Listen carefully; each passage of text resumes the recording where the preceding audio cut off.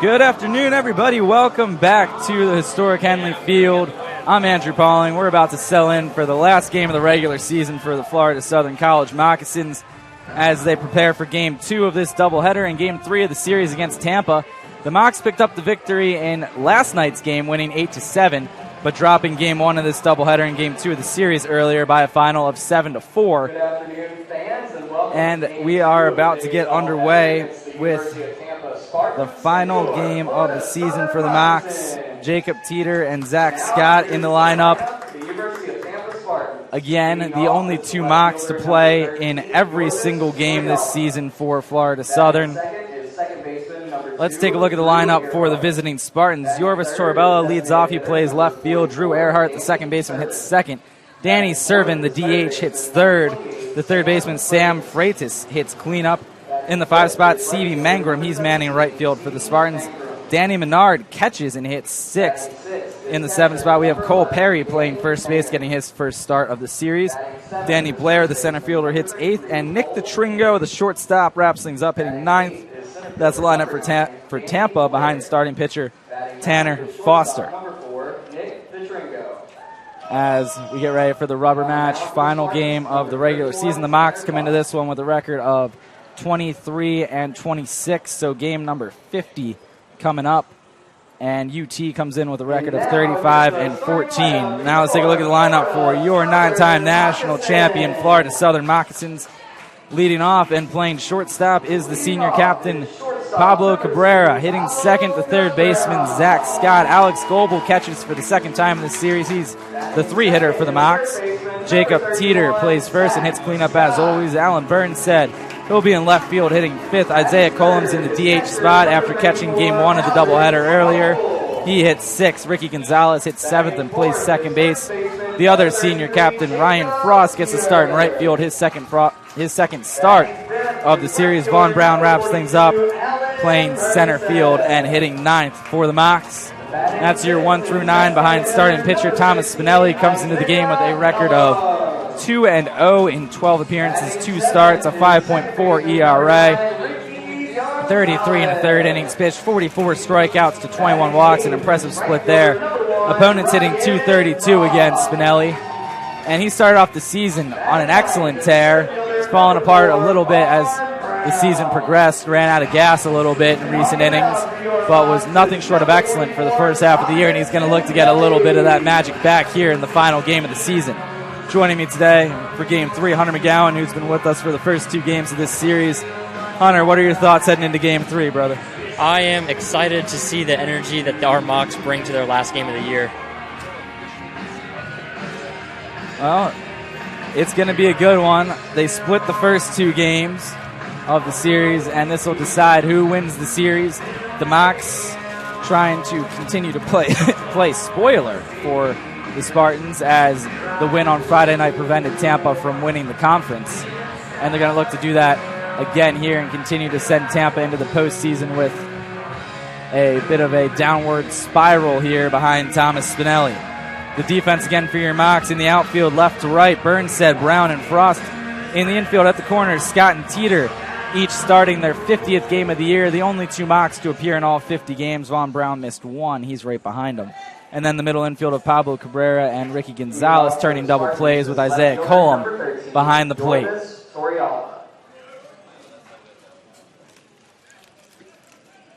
And Torrealba prepares to lead off. A .387 average with 10 homers and 13 doubles. He's got 37 RBIs. And the first pitch to him from Spinelli popped up into the backstop, and it's 0-1. Thomas gets ahead quickly. I talked to him yesterday. He was excited for this start in our conversation that we had during yesterday's lightning delay. I'm like, hey, man, when you're pitching this weekend? He's like, yep, I got the start in Game 3. He's only started 2 games. He's been really, really good out of the bullpen for the Mocs. He's like, he was just excited for the opportunity to end the season with a start and, try to end it with a good note with the coaching staff and potentially get himself in the rotation full-time next year. The 1-1 pitch on the way from Spinelli, called, or not, just kidding. That must have missed by about 1/3 of a centimeter. as that one misses down. 2-1 on Torrealba. And Kevin Flay with the microscopic strike zone to get the game started. The 2-1 pitch. That one's a called strike, and it was in the exact same spot like a bullseye from Thomas Spinelli. Way to stay consistent, kid. 2-2.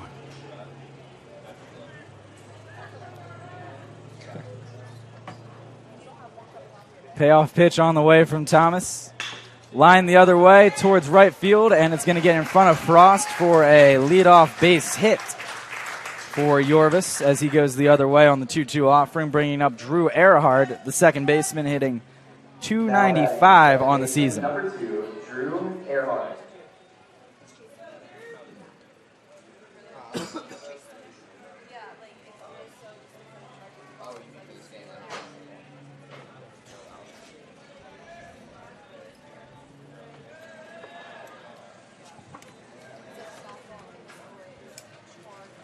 First pitch to Earhart, a called strike. He's behind 0-1. For those of you that were with us last night, the cough drop consumption was at about 15 for that game. We had about 5 in the game earlier. I can still feel my tongue, which is an improvement from last night. After 15 cough drops, we kind of lost some feeling in there. And feeling a little bit better here today as the count's now 0-2 on Earhart. So he went from 15 to 5. The target range for this game is 3 cough drops. We've had a few coughs slip on the mic today. I've been trying. It's been a constant battle of throwing my right hand at the power switch to mute my mic right before I let a cough rip. It's been a struggle, dude. You've seen it all. You've seen and heard all of them. It hasn't been an enjoyable weekend. 0-2 pitch, grounded to short. This could be 2. Cabrera flips to second in time. Throw to first. Not in time. Just a hair late for the double play. Earhart beats out the fielder's choice. Now batting, designated hitter number 44, Danny. I took a near lethal amount of cold medicine over the last couple of days to be ready for yesterday's broadcast and then to get through it. Today has been a much better run of things.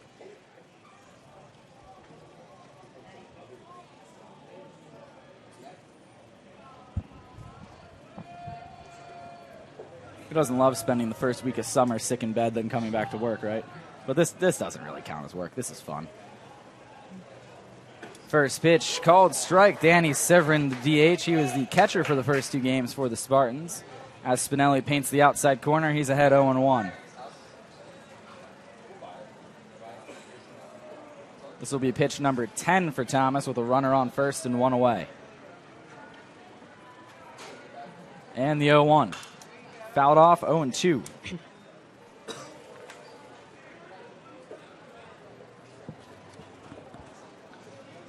A lot of energy here today for the last game. I don't know if it's the fact that it's the last game or the monster that I chugged at the end of game 1, but we are feeling hype right now in the booth.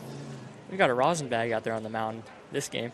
That's probably a smart move on Thomas's part because I guarantee you he's already drenched in sweat just 10 pitches in. It is humid and hot out here today. That one's down low. Good block by Goebel. 1-2 now the count on Servin. It is toasty, as we said during game 1, and it just feels heavy out here. A lot of humidity, probably somewhere around 180% humidity if I had to guess. I'm no meteorologist. I know that's not possible, but it's just an estimate. The 1-2 pitch just misses inside. Good spot. 2-2.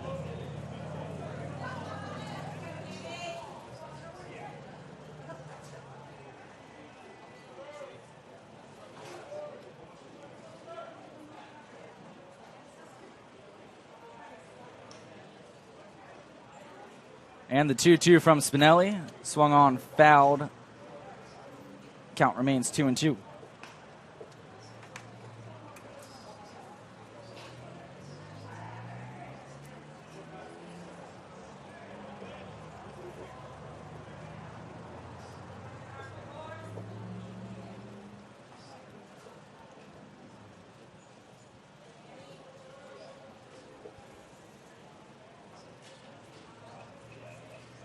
And the 2-2 from Thomas. That one's down and away. Count runs full. First full count for Spinelli. And we got to try to have a quick first inning. The Spartans scored 3 runs in each of the first inning, in the first inning of each of the first 2 games, scoring 3 in the first Friday night and then 3 in the first earlier today. Like to change that pace. Both of those were 30-plus pitch innings for J.J. Necro and Cooper Bradford. The 3-2 lined into right center field. Going to be a tough play. Frost on the run, and he's going to make the catch in the gap. Second out at the top of the first, and Earhart retreats to first base. 15 pitches now for Spinelli, and that's part of that defensive excellence that Ryan Frost brings to this team. That he has brought him and Cabrera, honored with the other seniors prior to the earlier game today. The only 2 Mocs who have been here for all 4 years of their college careers.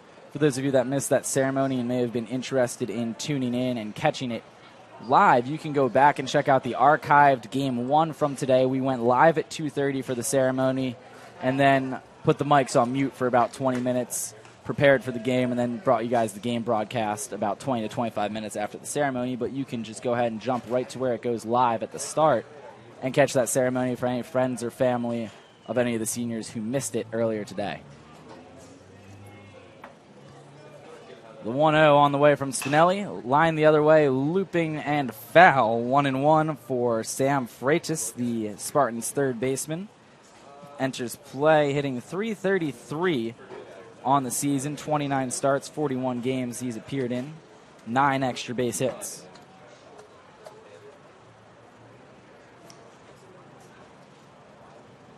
Ended up out in right field in the game earlier after some defensive changes. Made the last 2 outs of the game on flyouts in right. And the 1-1 from Spinelli. Swinging a foul tip, held on to by Goebel. 1-2 now.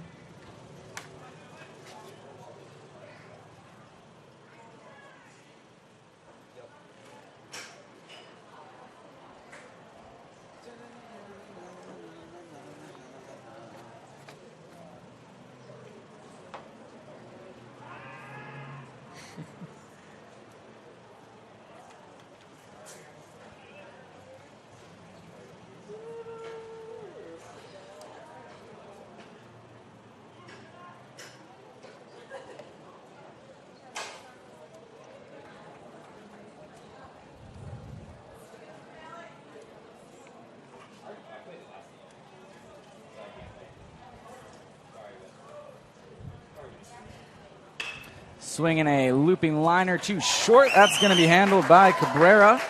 L6 retires the side in the first on 19 pitches for Spinelli. Strands 1 on 1 hit and the fielder's choice.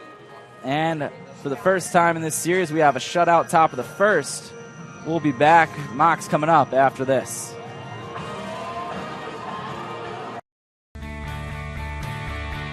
This is the University of Tampa.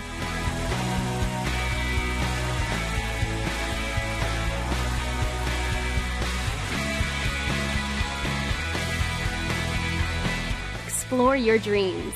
Discover your talents. Get ready to invent, innovate, and be a leader. This is the University of Tampa.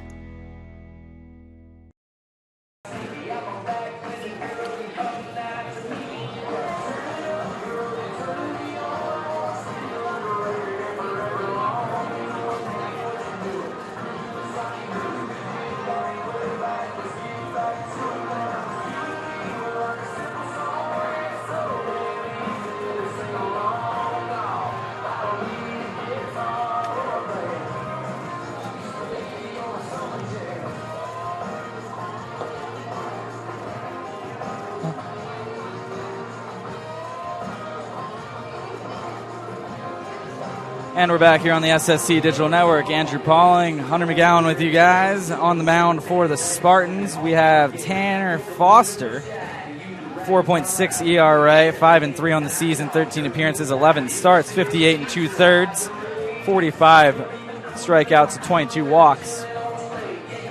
The lineup, the defense for the Spartans: Freitas at third, Perry at first, the middle infield up to Trinko and Earhart, in the outfield left to right, Torabella, Blair and Mangrum, with Menard catching for the Spartans. And again, the lineup for your mocks, for those of you that weren't with us for the opener.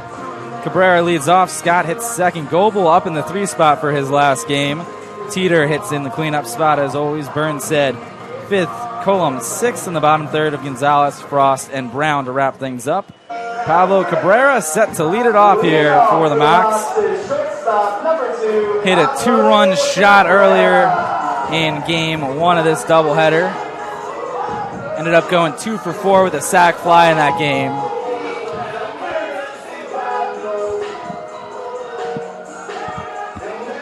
That was his second of the season. Provided most of the offense for the Mocs in that game. And he'll lead things off here in the final game of the regular season. The first pitch to him, line the other way. Vintage Pablo Cabrera. Base hit to right field in his final game as a Moc gets things going on the first pitch. Now batting, third baseman. Seen him do it for the past 2 years, and I'm not the slightest bit surprised that he's going to start off his final game by doing it here.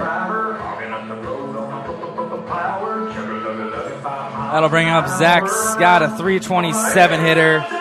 Top average amongst the Mocs. Teeter second at 321. So a bit of separation after the game earlier. And looks like Scott could run away with the team batting title. 8 home runs, 13 doubles, team leader in both of those categories.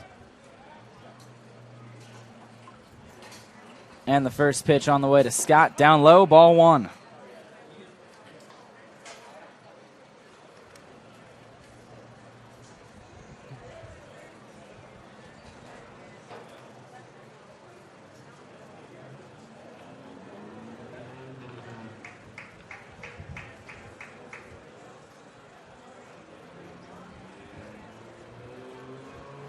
And the 1-0 on the way to Scott. Cabrera running. He's going to get in there easily with a stolen base. No throw at all.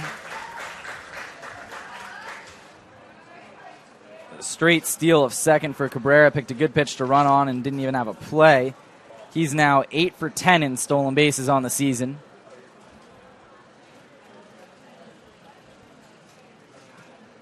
And talk about getting a good jump. And they're not really holding him on all too close at second either.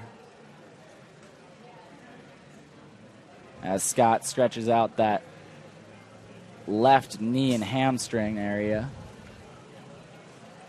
A chance to get the Mocs on the board first here in the bottom of the first.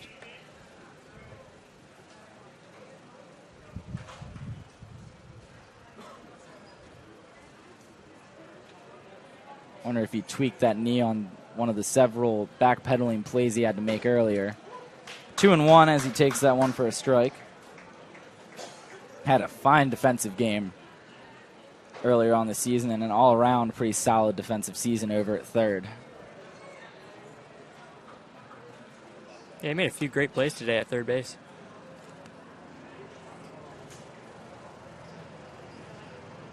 And the 2-1. Fly ball right left field. Foul territory. Going to be a tough play, and nobody gets to it.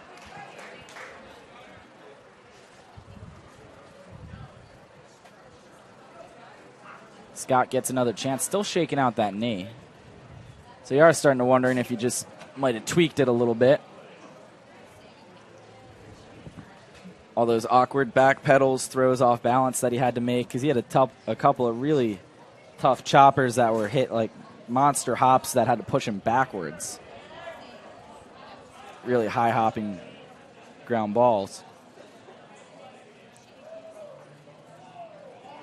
And the 2-2.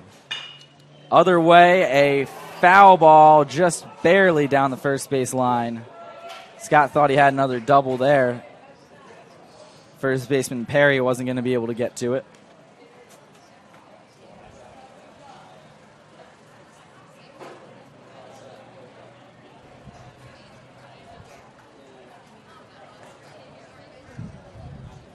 A good battle here from Scott. Still in the 2-2 count. Runner on second. Nobody out for the Mocs.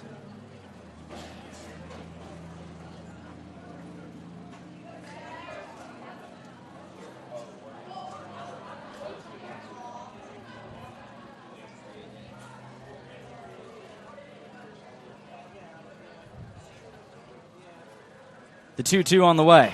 Check swing, foul ball. Scott stays alive. Just barely got a piece of that one. Ended up hitting it twice, but he was still in the box, so just a foul ball. Hit it straight into the ground, off the plate, off of his bat again.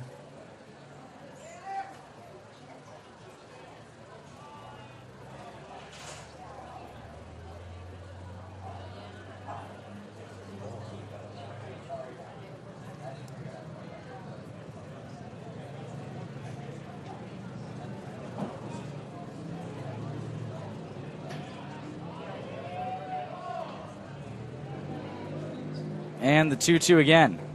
Down low, wild pitch. That's going to get by the catcher. And advancing to third is Cabrera. A wild pitch, although looked like Menard could have had a shot at that one. Full count for Scott with a runner on third, nobody out. Bunch of ways he can get Cabrera in to give the Mocs a lead here.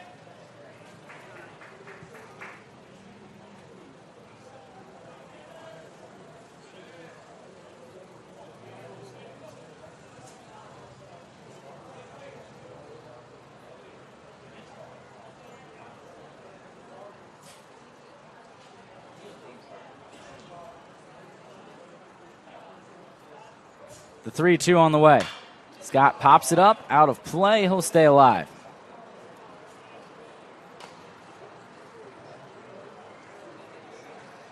It's now an 8-pitch at bat for Zach Scott. Number 9 coming on the way in the second.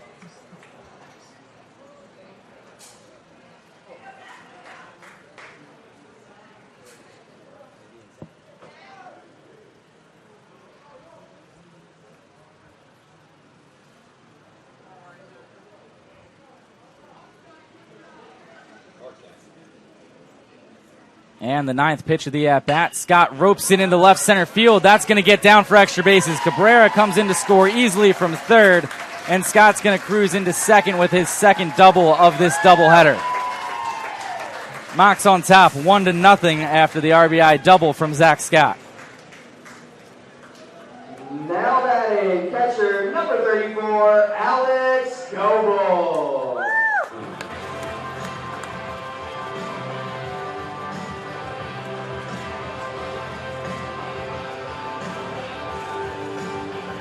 That'll bring up Alex Goebel, the senior catcher, appearing in all 3 games of this series.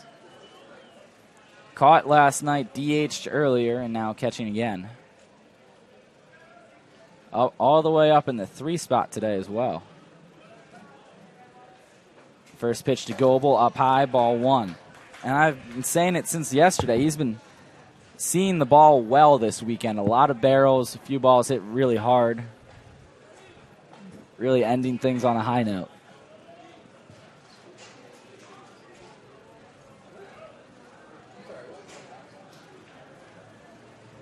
One 1-0 pitch on the way. That's going to miss inside. 2-0. Missed that badly. The catcher was setting up outside. Threw it inside and almost hit him.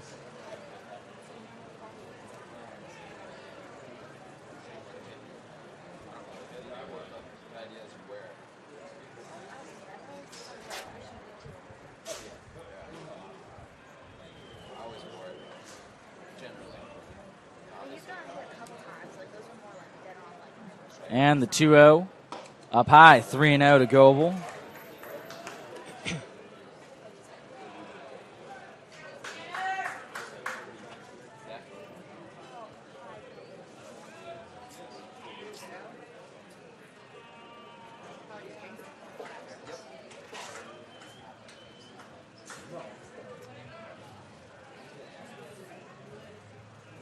And the 3-0 offering.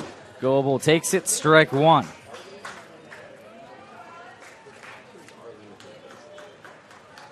Foster, 14 pitches. So this will be number 15.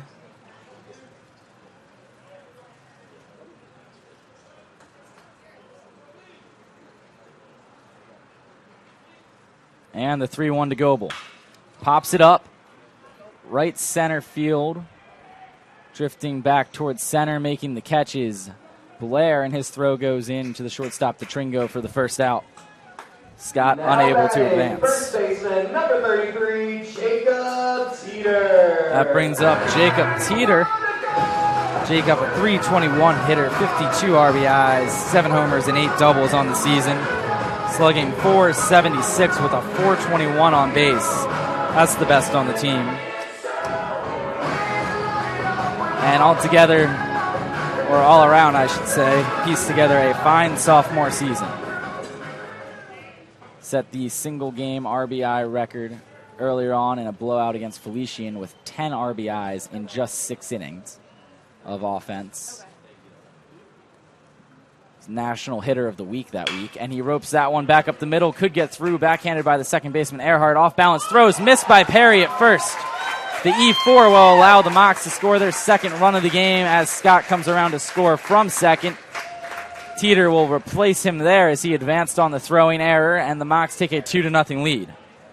Now batting, left fielder, number 42, Alan Burnson. Well, the throw was there in time, just Perry unable to dig it out on a decent one-hop that he got from the off-balance second baseman Earhart. Brings up Alan Burnsed with 1 out, a runner on second, and 2 runs already in for the Mocs.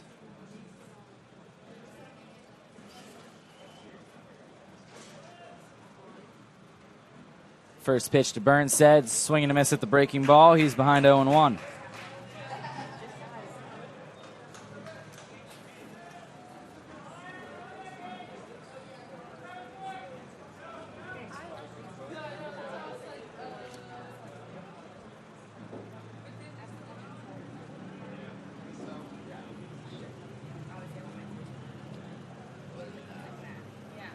And the 0-1 to Allen. Swing and a miss again, 0-2. 5th straight at bat that Allen's been in an 0-2 count. Happened to every plate appearance in game 1 of this doubleheader. Yeah, it seems like he's swinging at everything up there. Having a very aggressive approach at the plate. Well, most of them have been around the zone, but he definitely has chased a couple of pitches over those 5 at bats.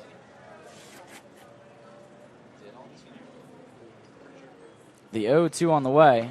That one's down and away, and for the first time today, Burnsed has at least 1 ball in a count, as it's 1-2 now. That's only the second pitch that he's taken that I can remember. In the 4 at-bats earlier, he swung at everything except for 1 pitch he took for a strike. So, yeah, very aggressive day at the plate for Burnsed.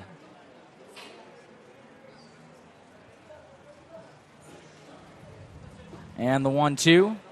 Swing and a miss at the breaking ball. He's down on strikes. First strikeout for Foster, and there's 2 outs now for Isaiah Cullum. Designated hitter number 16, Isaiah Cullum.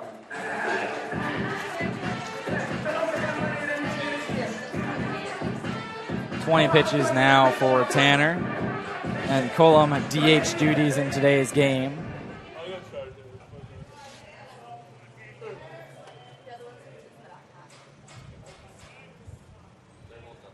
Bats now with 2 outs, a runner at second. They're not holding Teeter on. First pitch inside corner, called for a strike, 0-1.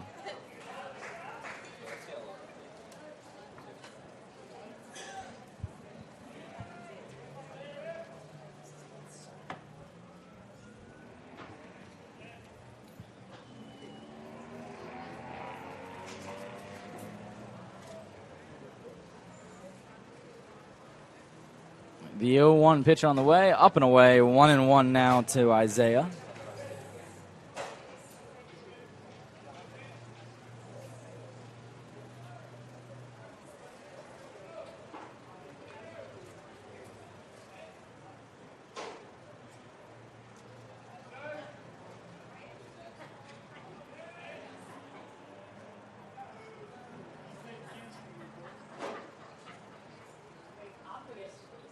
And the 1-1 on the way to Tanner. Low and away, 2-1 now for Cullum.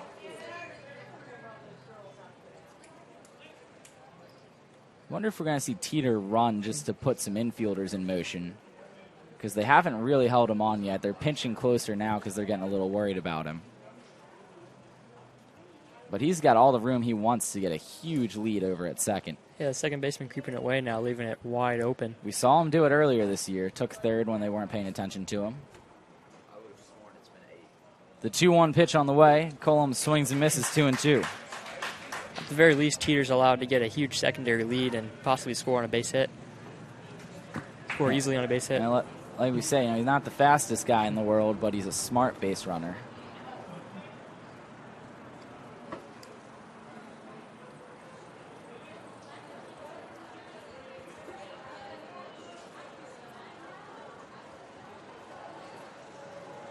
The 2-2 on the way. Down and away, that's going to be a passed ball on the catcher, and Teeter advances to third. Full count for Cullum. Second full count for Mox hitters.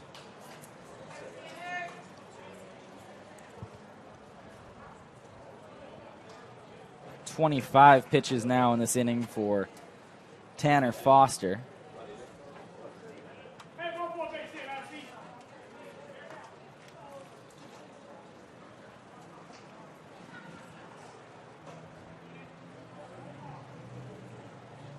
And the payoff pitch on the way. Isaiah swings and misses, and that'll do it. Back-to-back strikeouts. Mox strand one, but they strike first, scoring 2 runs on 3 hits in the inning, and have a 2-0 lead as we head to the top of the second here at Henley Field.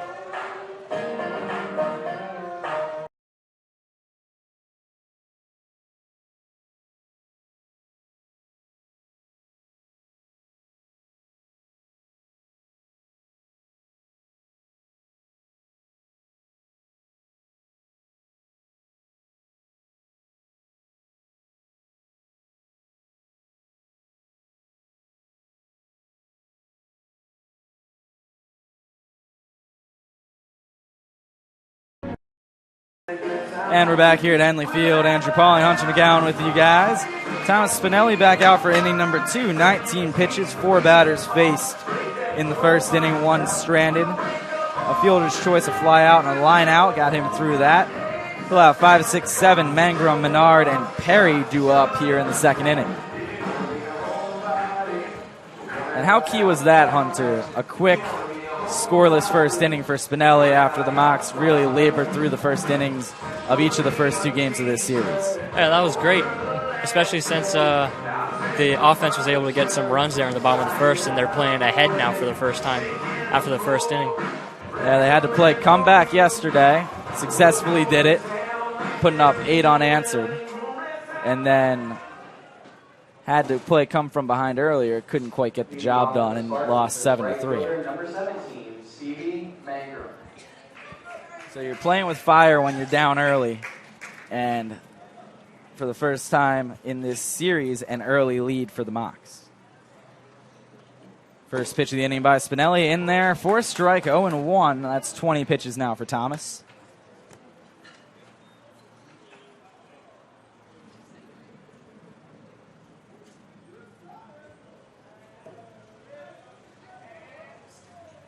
And the 0-1 from the Mox lefty misses inside. 1-1 for Mangrum. .324 on the season.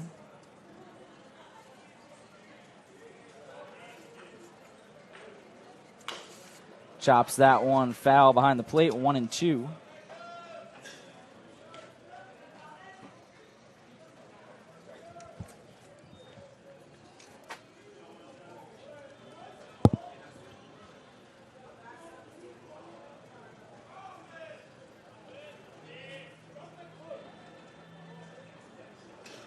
The 1-2 on the way. Fastball just a bit outside, 2-2. Classic. Yeah, that one missed everything. Old Bob Uecker from Major League.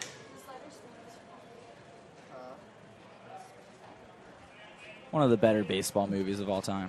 Watched that for the first time a couple weeks ago. Really, as that 2-2 swung on and missed. First strikeout for Spinelli brings Menard to the plate. First time. Yeah. Very enjoyable.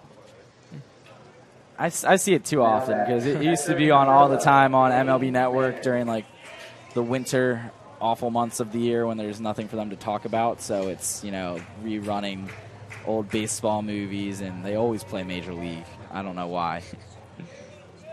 Yeah, in the off season. Major League 2, Mr. 3000, they play those ones all all the time. First pitch to Menard outside. Danny's a .237 hitter this season. 4 homers, 5 doubles, 15 RBIs.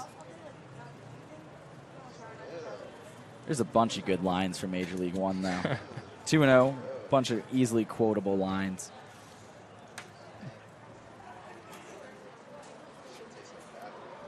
We had this debate.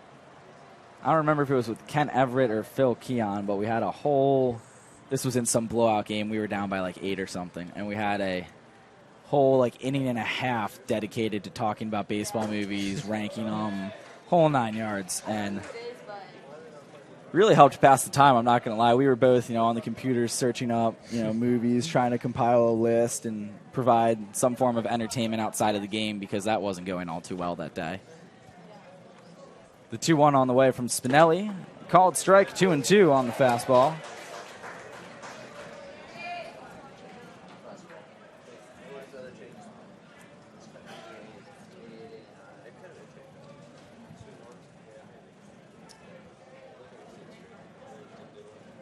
It was during one of the colder games, too, I remember early in the year, so we were definitely trying to fill air just because we were pretty chilly back here, and we were trying to focus on anything except the fact that neither of us had really dressed appropriately for the game.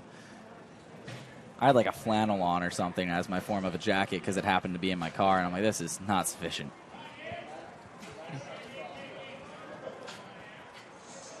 Payoff pitch on the way from Spinelli. Outside ball 4, wild pitch as well as that one goes to the backstop. Thomas, bit of command trouble here in the top of the second.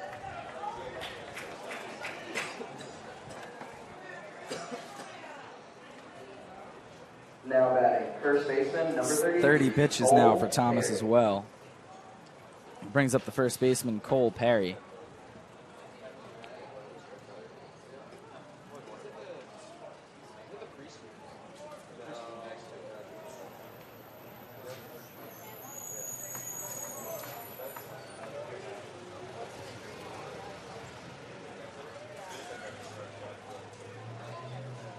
And the first pitch to Perry, breaking ball called strike, maybe a changeup up high, 0-1.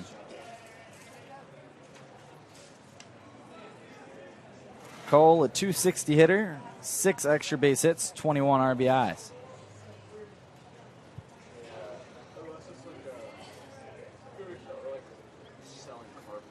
And that one, another called strike. Spinelli quickly ahead, 0-2.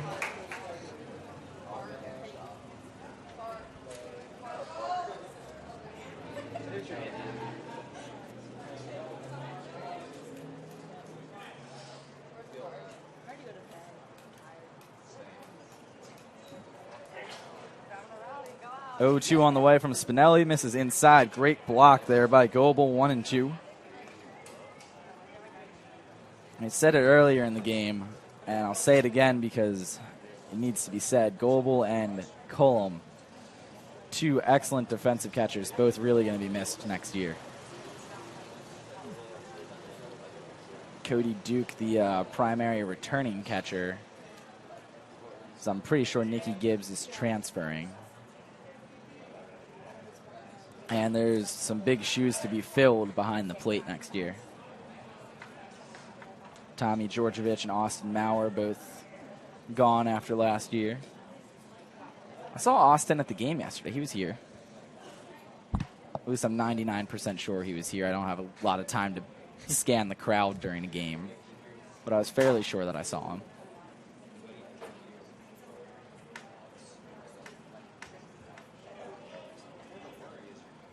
The 1-2 from Spinelli, chopped foul towards the Spartans dugout. It stays 1-2.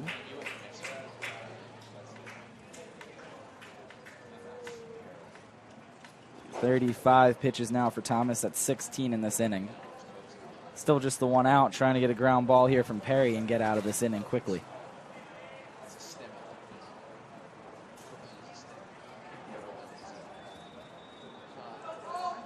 Wind blowing out to left field pretty hard. The 1-2. Fastball up high, 2-2.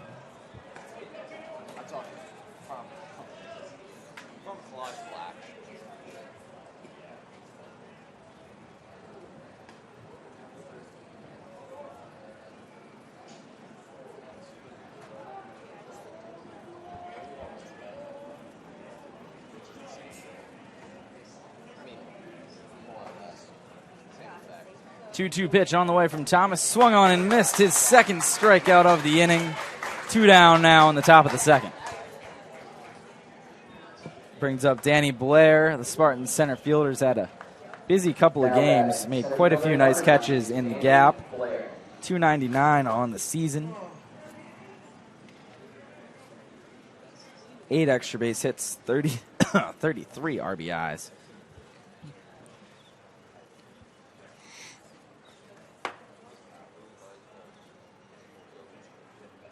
Lefty on lefty matchup here with a runner on first. Opens up a little bit of a hole there with Teeter holding him on. First pitch to Blair. Fastball up and away, ball 1.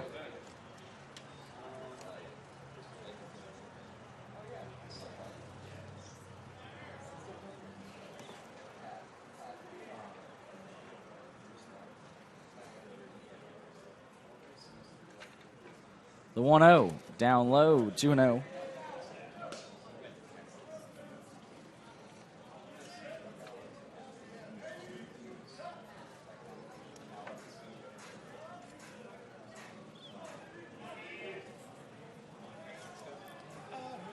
And this will be the 40th pitch from Thomas Spinelli. The 2-0 offering. Fastball inside, 3-0.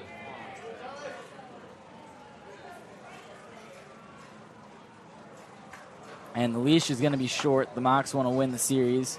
And because it's the last game, anybody who's fresh is available to be used. They don't have to save anything for tomorrow at this point.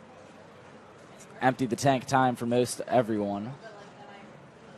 The 3-0 offering. Spinelli gets it in there for a strike. 3-1. Fastball cutting over the outside corner. We saw that yesterday, too. Everyone that came out of the pen, what you could just tell, was giving it all they had, emptying the tank, knowing that it was probably going to be their last appearance.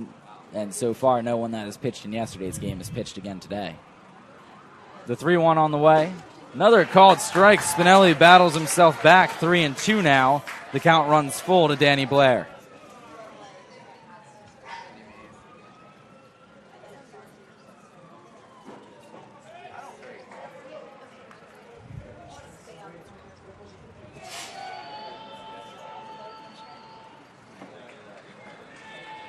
And the payoff pitch on the way. Lined foul down the left field line. We'll do it again.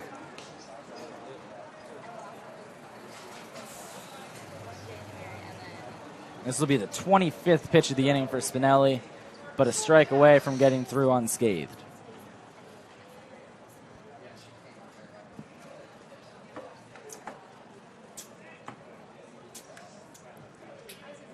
The payoff pitch once again from Thomas. Up and in. That's going to hit him in the shoulder. And that couldn't have felt very good. That's, to the best of my memory, the first hit batter of this series. And it looked like it got him in the shoulder. And Blair in some pain, taking his time getting up. It didn't sound like it hit his helmet or anything. There was no loud noise. Yeah, he's shaking his arm a bit. Yeah, maybe got some dead arm there. I mean, Spinelli throws 90 miles an hour. Could have popped the shoulder out for all we know. I don't want to get hit in the upper area by a 90-mile-an-hour pitch, I'll tell you that. Yeah, shaking out his hand here.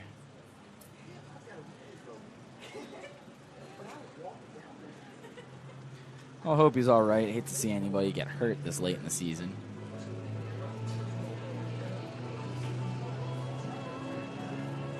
Trainer tending to him.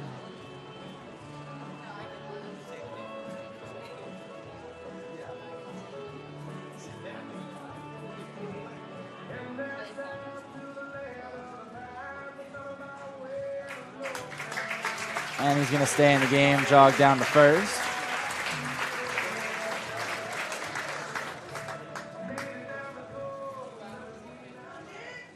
Probably just a little dead arm there, I'm guessing. Yeah.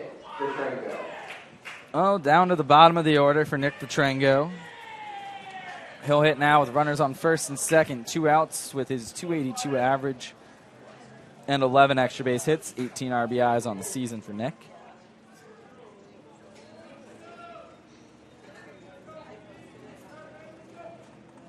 And the first pitch to DeTringo. Fastball up and away. Ball 1, 45 now for Spinelli.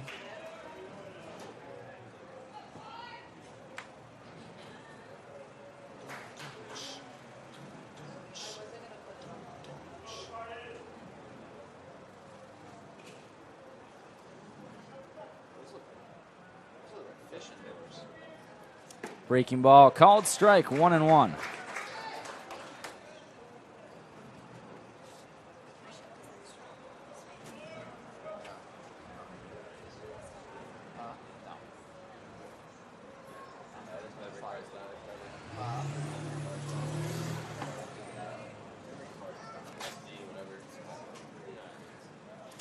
The 1-1 swung on, missed, 1-2.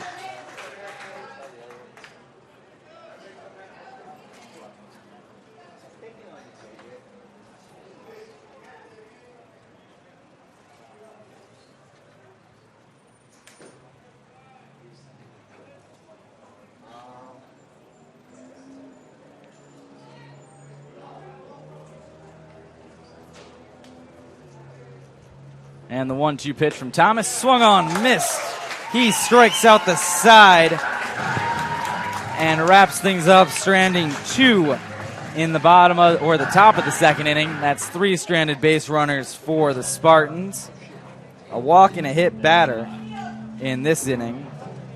And the Mocs still lead 2-0 as we go to the bottom of the second inning.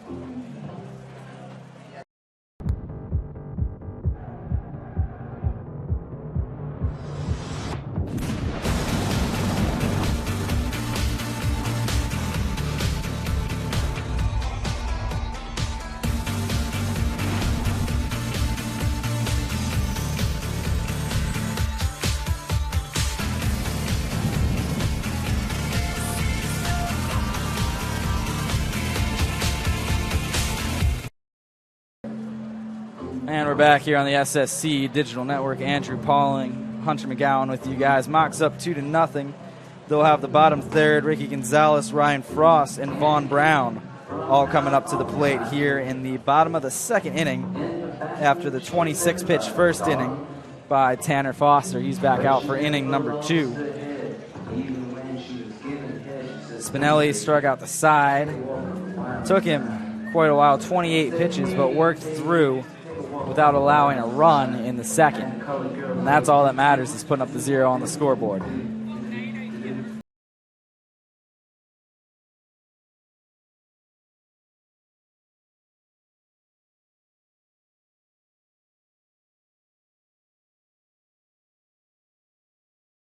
Off Ricky, a 271 average in his 38 games. 10 doubles, 9 RBIs for Ricky.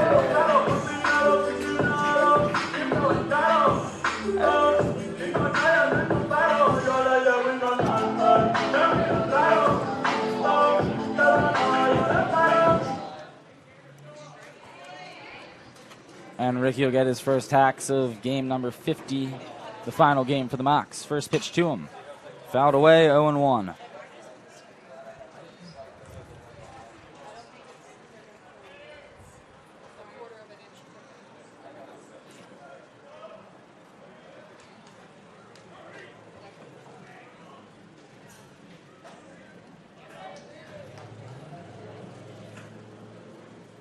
And the 0-1. Gonzalez pops it up to the infield, middle of no man's land, drifting over the mound, and making the catch is the third baseman, Freitas, for the pop-up. That'll bring Ryan Frost to the plate. The senior co-captain with Pablo Cabrera, getting his second start of the series. One of just 2 Mocs to have been here for all 4 years out of the 8 in this year's senior class. He's appeared in 72 career games, 41 hits, 35 runs, 4 home runs, 27 RBIs as a defensive specialist in the outfield, 99% career fielding percentage, and he takes strike 1. Just 1 error in the outfield, graduated last weekend with a degree in computer science, the 3-time SSC Commissioner Honor Roll member. The 0-1 to Frost. Another called strike, bottom of the zone, 0-2.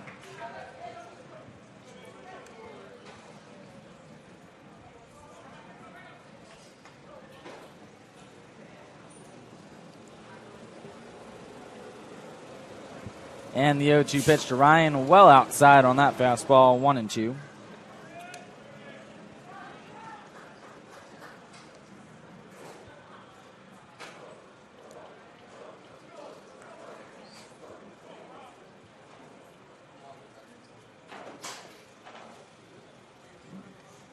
And the 1-2 delivery, breaking ball outside, 2-2 to Frost.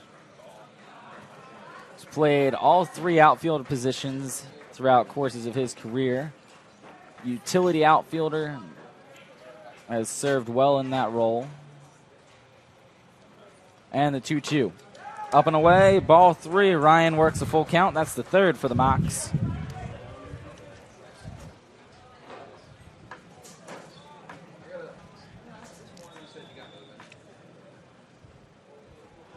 And the payoff pitch. Frost pops it up, out of play. He'll get another shot.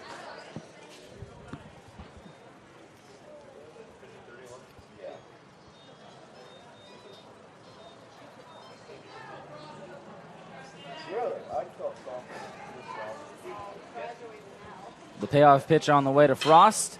In the air, left center field. This one has a chance to drop in. Going to be trouble, but corralled in by DeTringo at short. Back-to-back infield pop-ups for the Mocs to get the things started here in the second. Brings up Vaughn Brown. Vaughn, 282 on the season. Average has steadily climbed after a rough start of things. 11 extra base hits, 18 RBIs for the Mocs center fielder.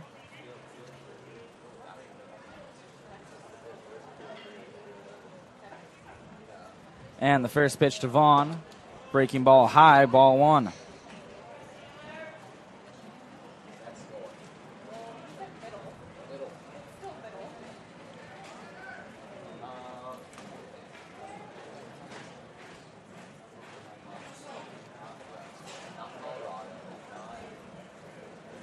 The 1-0 to Vaughn, inside on the fastball, 2-0.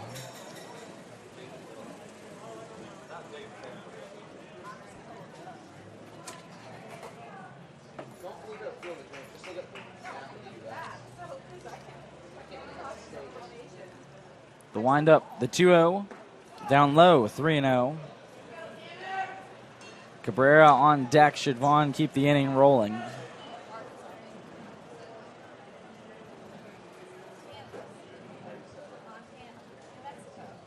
And the 3-0 pitch on the way from Foster. Inside, ball 4. A 2-out walk gives the Mocs a base runner. And back onto the top for Pablo Cabrera. Shortstop number 2, Pablo Cabrera. Cabrera and a leadoff single, I should say, to left to right field, going the other way on the first pitch, stole a base, and then scored to lead off the game, scoring on the RBI double from Zach Scott, and is having a fine final day of the career. A single and a home run in the game earlier today. 3 hits on the day. Pickoff move, throws high, and Vaughn gets back in.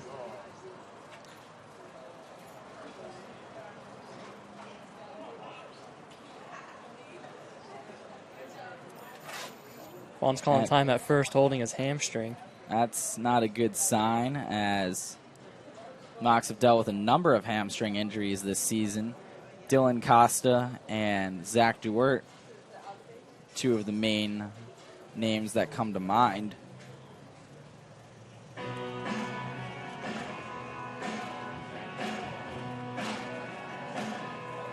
Trainer Reg Mungrew coming out to check on him, indicating that he's okay. Hamstrings are tricky little things, and you don't want to mess around with them too much. So the stolen base may be out of the equation here.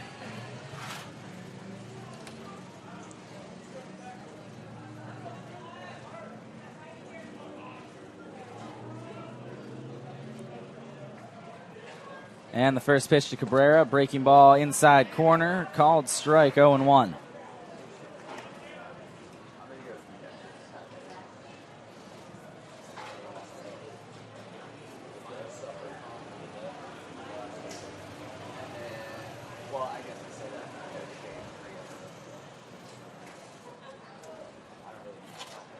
And the 0-1, Cabrera, line drive right field, drifting over. Making the catch is the right fielder, Stevie Mangrum, for the final out of the inning. Mock strand 1 on the walk to Brown, and still lead 2-0 as we head to the top of the third here at Henley.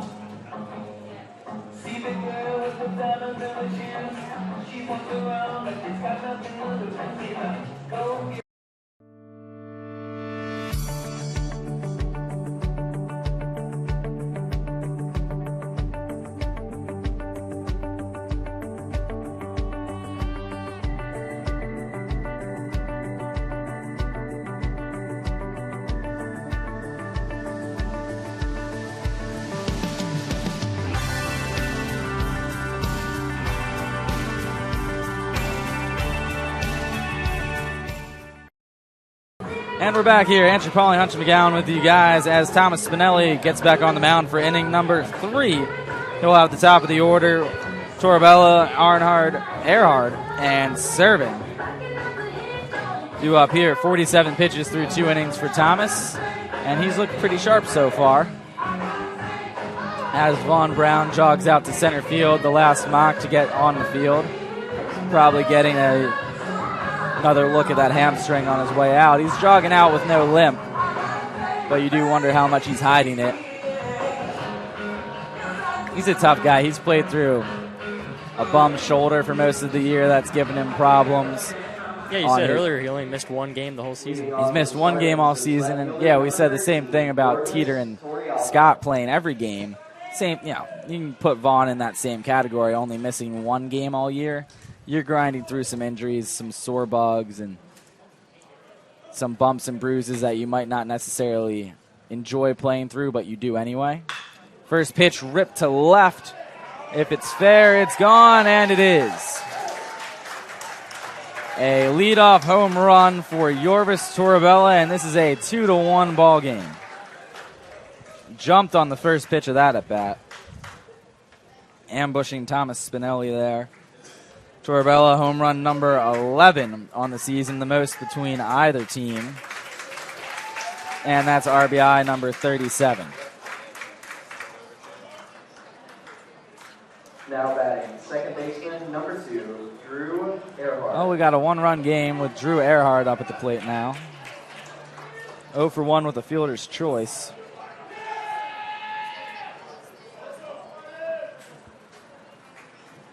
First pitch to Earhart, misses inside, 1-0.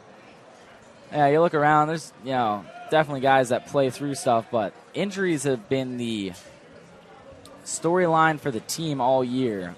Over half of the roster at one point or another was listed as injured and unable to compete as Spinelli misses his 50th pitch of the game, meaning that pretty much everybody has their, little injuries that they deal with. But half the team at one point or another was listed as unable to compete, meaning that they have an actual injury that they can't play through and aren't on the active roster for a game. And it's been that way all season long. From start to finish, losing Dylan Costa for the season early on. Zach Duert about 2/3 of the way through. Pablo Cabrera missing a month of time as that one's hitting foul territory. Teeter giving a heck of a chase at it, unable to get there. Colum had the flu or something for a little bit, or strep, something like that. Goebel had a hamstring problem for a couple of weeks, although his wasn't too bad. Maglich with the shoulder problems. J.J. Necro and several pitchers with elbow problems. Chase Pilato missed a lot of the season with a shoulder and lat problem. Large majority of the team has had to deal with this kind of stuff. And this is a team that started the same 4 infielders in every game last year. They do get 2 of those positions filled all the way again this year with Teeter and Scott, as that one's floated to left. Burnside a couple of steps in, makes the catch for the first out of the inning. But we've just seen it nonstop. Designated hitter number 44, Danny Servant.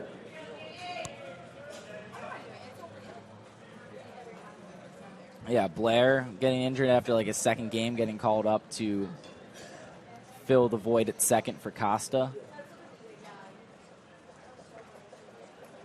Just one of those years, I guess. Yeah, you know, the injury bug is a real thing, and it hit this team hard.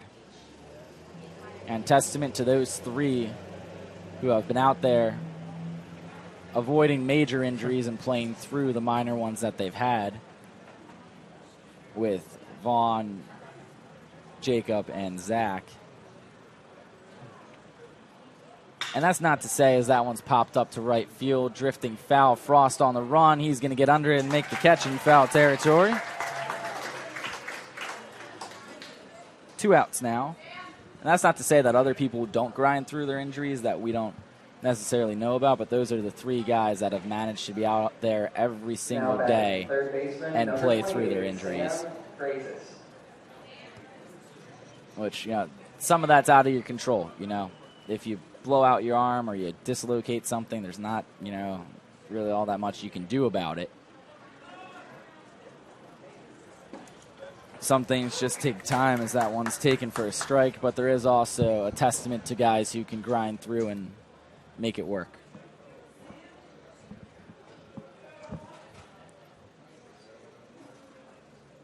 The 0-1 from Spinelli to the backstop, 0-2.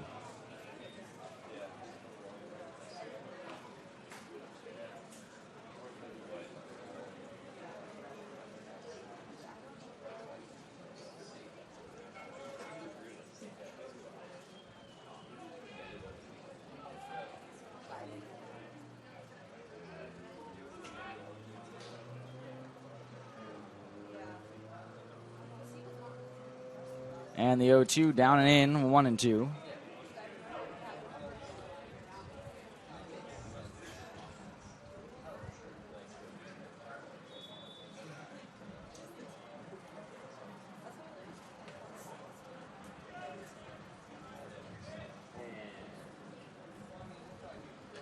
The 1-2 pitch, up and away, 2-2. This will be 60 pitches for Thomas.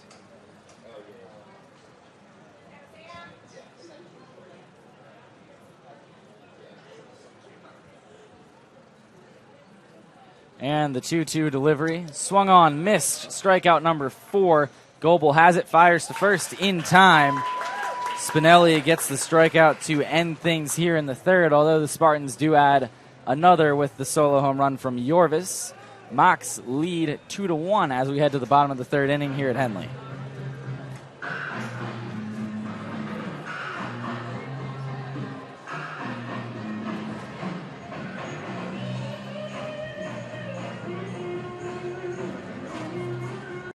Look, here's the thing about Diet Coke. It's delicious. It makes me feel good. Life is short. If you want to live in a yurt, yurt it up. If you want to run a marathon, I mean, that sounds super hard, but okay. I mean, just do you, whatever that is.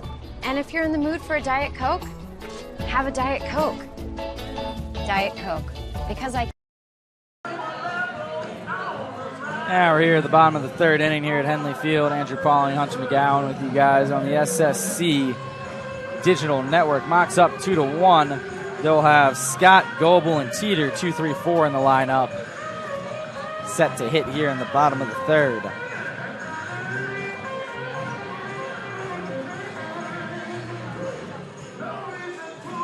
Scott with an RBI double his first at bat. A well-struck ball to left center as Tanner Foster wraps up his warm-up pitches. We'll be getting underway here in just a moment. Leading off for the box is third baseman, number 31, Zach Scott. So I was talking to Zach before the games earlier. He's like, what'd you do all week? I'm like, I went home for the week. JV's done. I went home and just came back for this. It's like, must have been nice. We had morning practice all week, which he said the team generally enjoyed because you get it out of the way, even though it's still hot at 9, 10 a.m. It's still pretty hot out.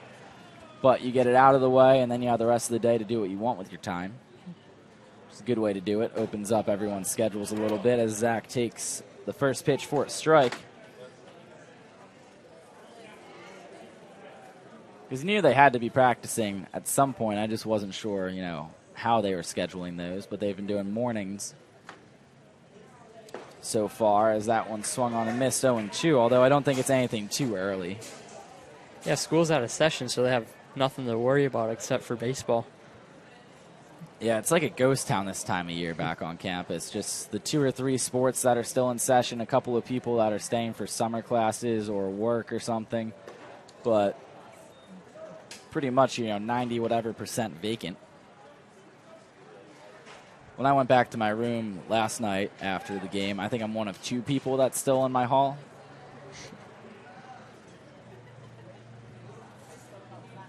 Not that bothered me any. We didn't get back from the game till like 11:45. I went right to bed after I finished my food, as it's 2-2 now for Scott.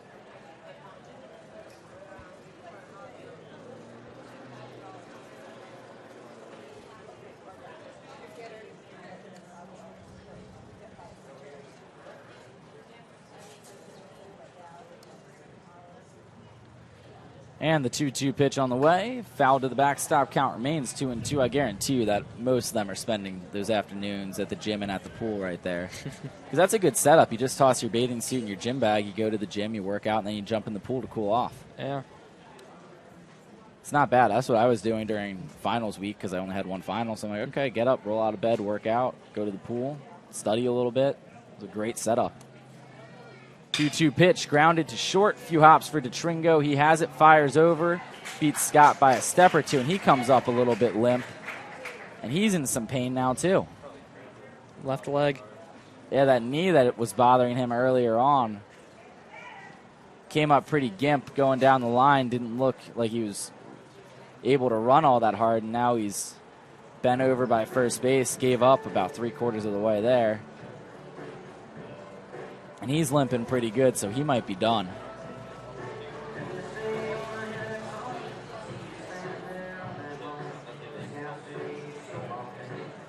That's not what you want to see. Now batting, catcher number 34, Alex Coble.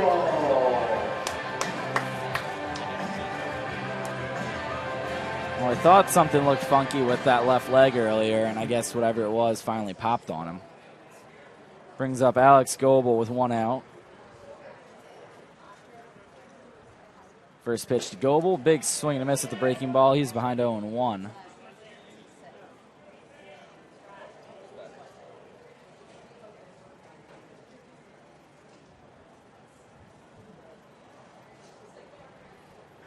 Probably see Austin Huber come into play third, as that one misses low. 1-1. 50 pitches now for Foster. Huber has some experience over there. Came in late for Cabrera in some games last year when Pablo was the main third baseman, and some blowout games that the Mocs were ahead by a good margin late in games. We'd see Austin come play third. So that might be what's about to happen.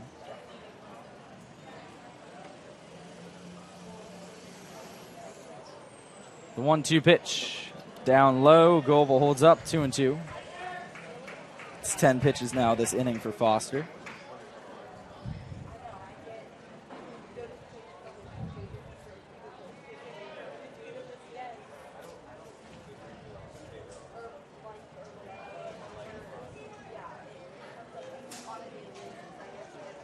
The 2-2 in the dirt, blocked but held up by Alex. Count runs full. That's the 4th full count for the Mocs.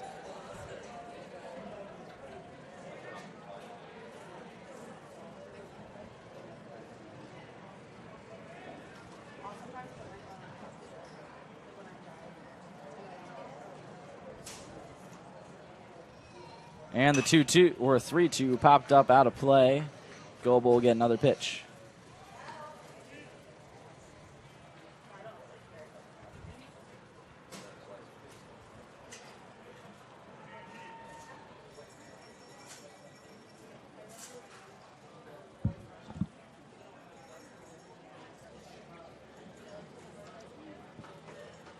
And the payoff pitch to Goebel again, up to the pitcher.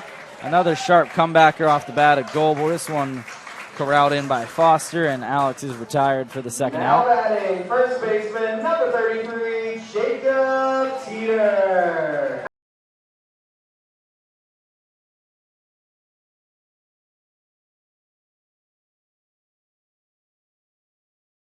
Reached on an error, got stranded at third back in the first. That was key as it allowed Zach Scott to come around to score on the throwing error. And gave the Mocs their second run, which is the difference in this game right now. Teeter takes ball 1 outside.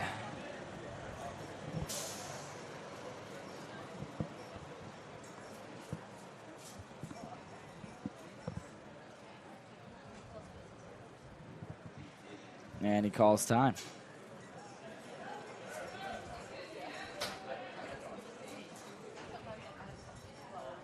The 1-0. Slider up top. 1-1. That one catching the zone, top part of the zone.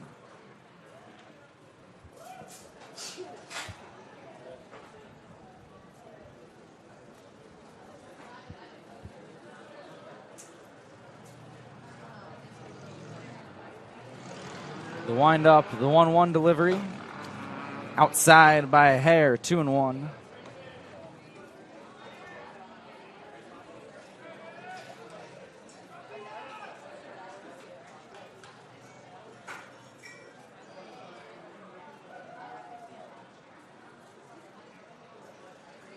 And the 2-1 pitch. Slider again. This one catches the outside corner. 2-2 for Jacob.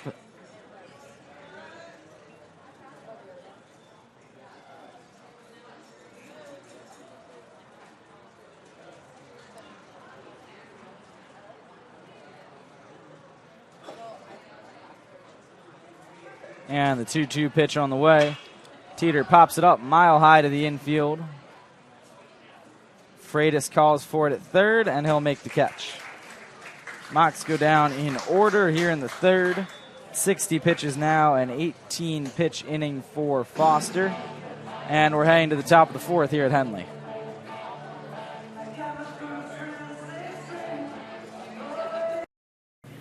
Check out this freak. Birth name Hannah. Not a dresses her dog in human baby clothes kind of freak. Nah, Hannah has a cat. Hannah's a freak about fresh baked every 4 hours bread. Look at her, utilizing a bread color perfect gauge thingy. So it's just right. Yep, Hannah's a freak. The kind of freak that makes the world a better place to eat. Freaky fresh, freaky fast, Jimmy John's, freak yeah. And we're back here on the SSC Digital Network. Thomas Spinelli out for inning number 4. 60 pitches for each starting pitcher through their first 3 innings of work. Spinelli will have Mangrum, Menard, and Perry 5, 6, 7 in the lineup for the Spartans. And still at third base, Zach Scott stayed in the game. Vaughn Brown still in center, so both Mocs, who appeared to be coming up a little bit gimp there, are staying in the game. I thought Scott's looked way worse than Vaughn's did. I'm very surprised to still see him in the game.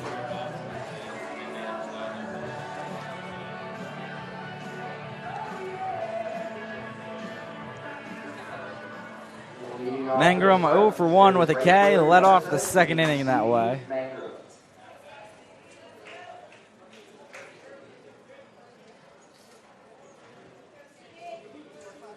First pitch of the inning from Spinelli. Fastball popped up. Foul territory. Teeter and Goebel both giving chase.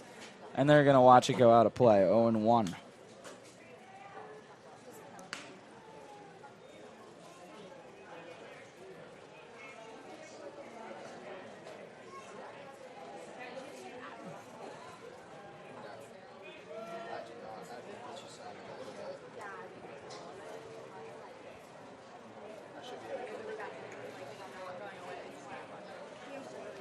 Oh, 1 pitch. One hopper to second, corralled in by Gonzalez. stays down on that one and makes the play. Throws over to first in time for the 4-3 putout to get something started here in the top of the fourth. One of the better defensive plays by Ricky this season. Danny Maynard coming up now, 0 for 0, walked on a full count. That was back in the second inning.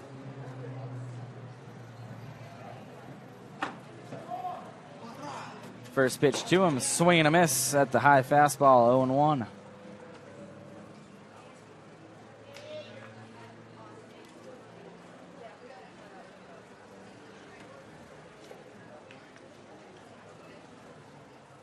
And the 0-1 from Spinelli inside, a 1-1.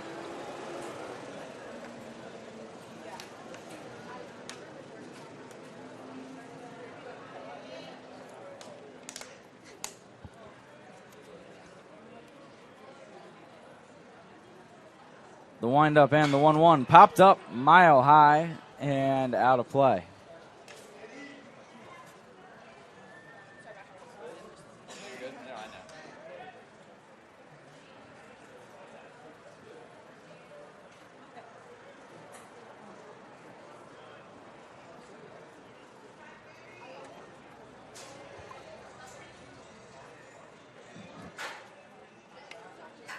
And the 1-2 pitch, swing and a miss. Got him with the changeup, strikeout number 5 for Thomas Spinelli here in the final game of the season for the Mocs. There's 2 away now on the top of the fourth.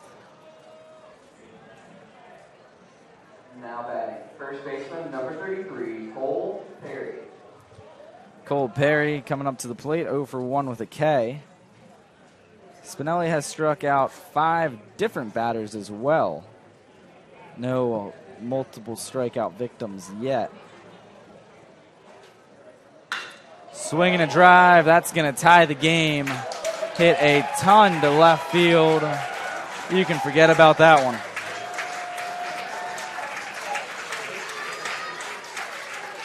So both home runs coming on first pitch fastballs right down the middle that the Spartans have just absolutely jumped on.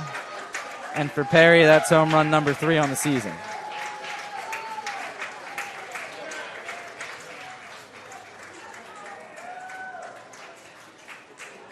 Now batting, center fielder, number 9, Danny Blair. He gave a bat flip there as well, showing a little bit of emotion. Bat flipped it just about as high as he hit it.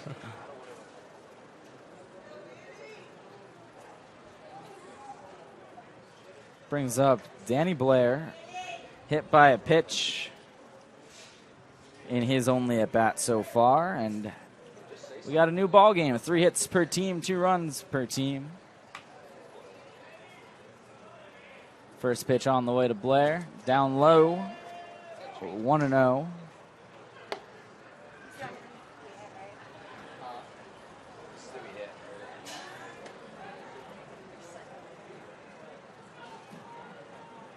And the 1-0 again in the dirt, 2-0 to Blair.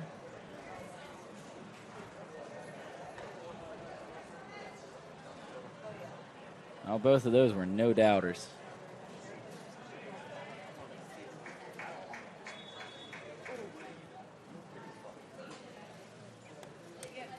The 2-0 offering fouled, 2-1 now on the Spartans center fielder. Spinelli at 70 pitches.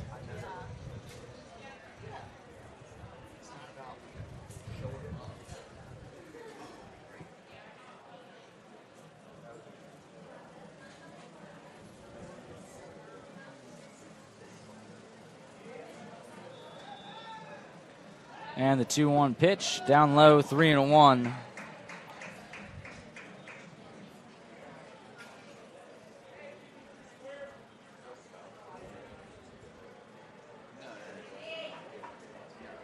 And the pitch from Spinelli, grounded to second. 2 hops for Ricky, almost misplays it. Spinelli's got to cover first himself, and he got there in time. Tricky in-betweener. Teeter also went for the ball. And then Spinelli ends up covering the bag. A nice heads-up play by the Mocs pitcher. 4-1 on that putout. And that does it as the sides retired in the fourth. A 12-pitch inning for Spinelli. He's at 72. The home run by Perry ties this game up at 2 apiece as we head to the bottom of the 4th.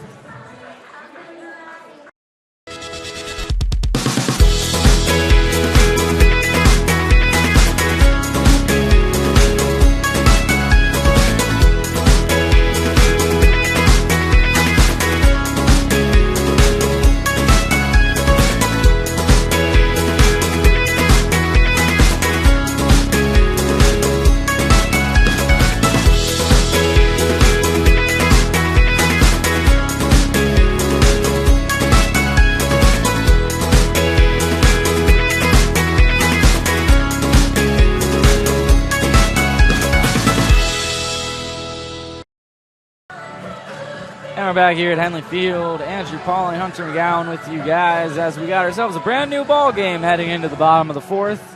All tied up at 2 apiece. Due up for the Mocs, Burnside, Colum, Gonzalez, 5, 6, 7 for Florida Southern.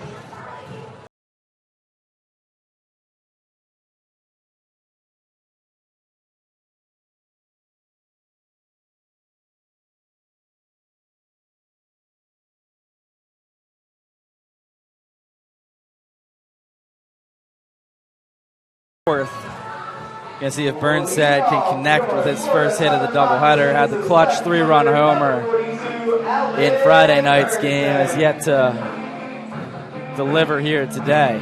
Struck out his first at bat of this game 3 of the series.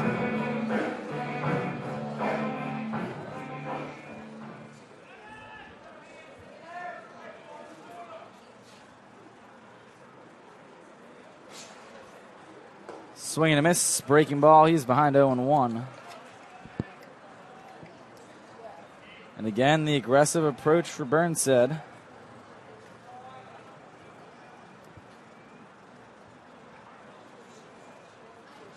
The 0-1 pitch. Swing and a miss again. 0-2 for the 6th straight at bat. He starts off 0-2.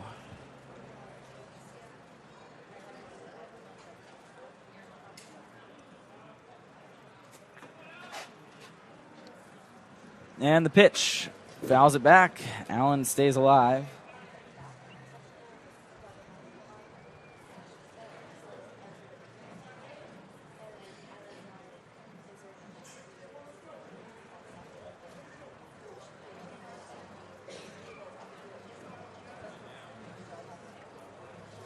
Another 0-2 on the way coming to you here. Allen takes it down low, 1-2. Pretty similar to the first 2 pitches that he swung at.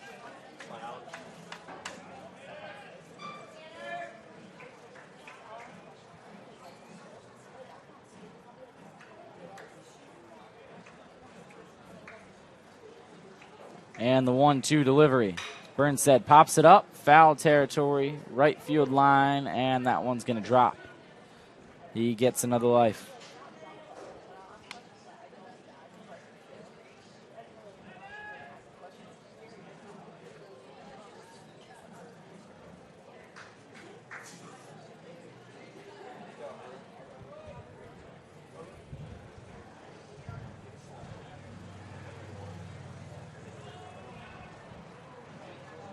And the 1-2.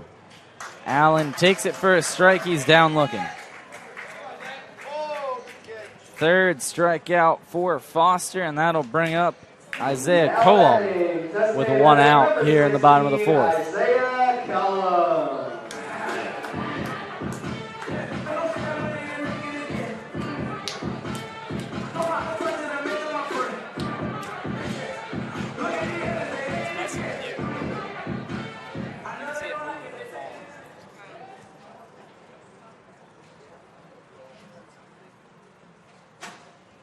First pitch to Colum. Isaiah takes the breaking ball for a strike. He's behind 0-1.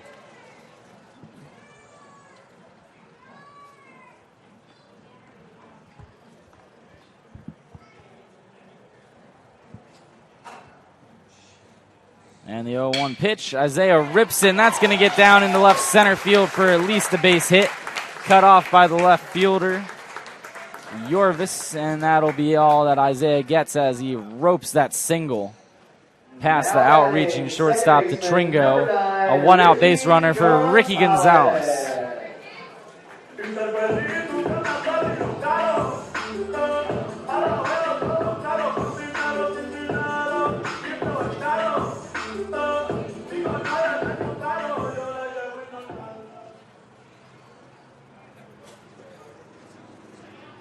Ricky, a pop-up to third. He's 0 for 1. And the first pitch to him, fastball down low, ball 1.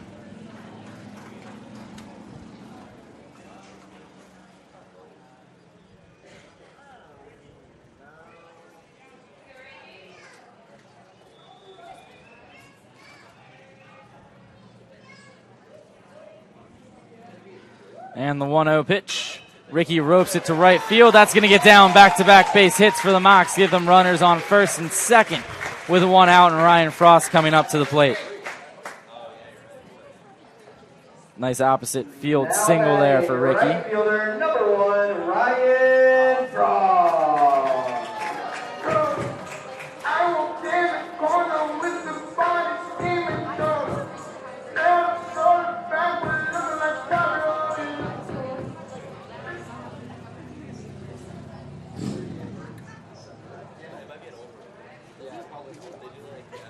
Ryan 0 for 1 with a pop-up to short. That ball caught in shallow left field by DeTringo. Bats now with 2 on and 1 out. Line drive up the middle. That's going to get through past the outreaching glove of the pitcher Foster, and that'll load the bases for the Mocs, who have ripped 3 straight singles off of the Spartans righty. Now batting, center fielder, number 4, Ryan Frost with a hit on senior night. And he gets a nice round of applause. Meeting on the mound now for the Spartans with Vaughn Brown coming up to bat. And they're getting somebody hot in the bullpen. Slow walk out for their pitching coach. This is a kill time type meeting. Vaughn's 0 for 0. He walked his first at bat, hitting just north of 280 on the season. Started 50 games this year, or he's starting in all but 1 game for the Mocs this year.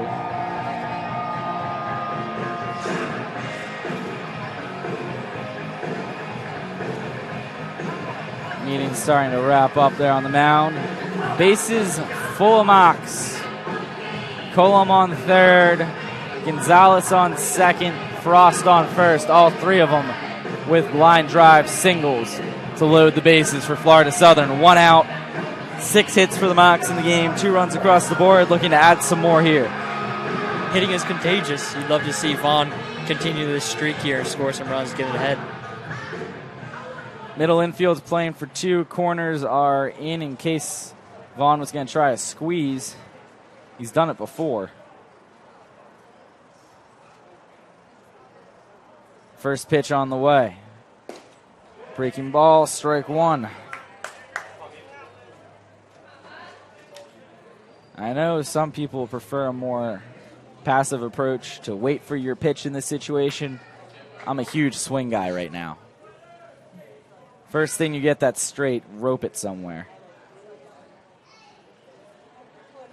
Don't overthink. Don't wait for one little spot. Just first fastball. Wait for a pitch. First fastball you get, that's what you're hitting. Hit it hard. Get a couple of runs in. Ricky and Frost both run well.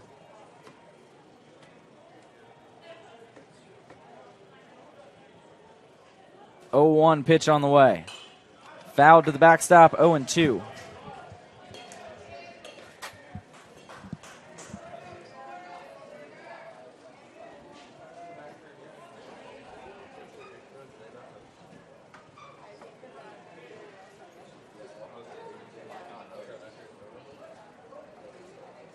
Vaughn, 3 homers on the season. 2 of them came on one day earlier on. Number 4 couldn't come at a better time. And the 0-2 pitch. In the dirt, good take, 1-2. Good block as well by the catcher Menard behind the plate.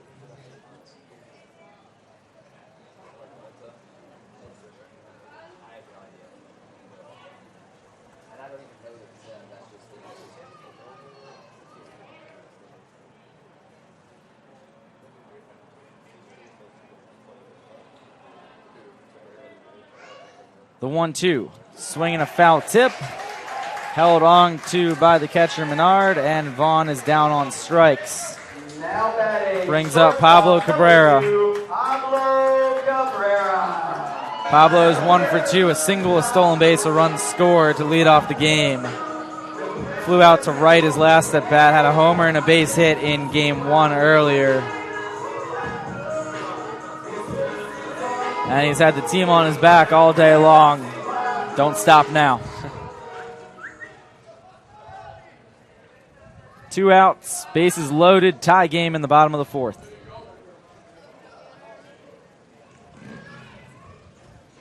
First pitch to Cabrera.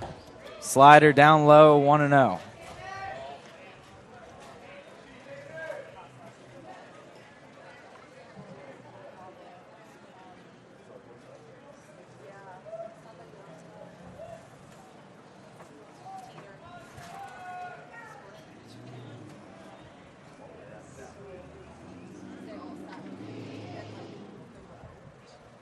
One-0 pitch on the way. In the dirt again, 2-0.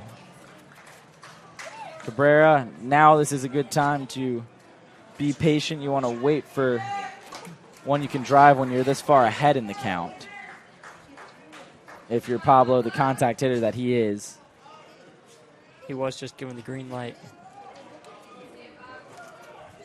Well, if it's there, swing, of course. But a guy as selective as Pablo is, see if you get something to hit here.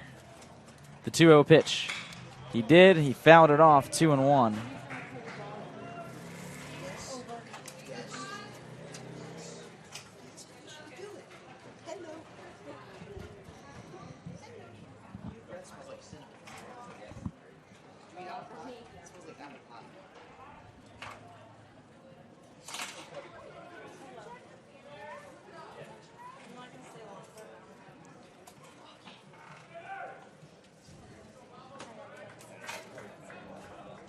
Two-one pitch on the way. Down low, 3-1. Same count Cabrera hit that 2-run shot in last game. See if he can do some more damage here.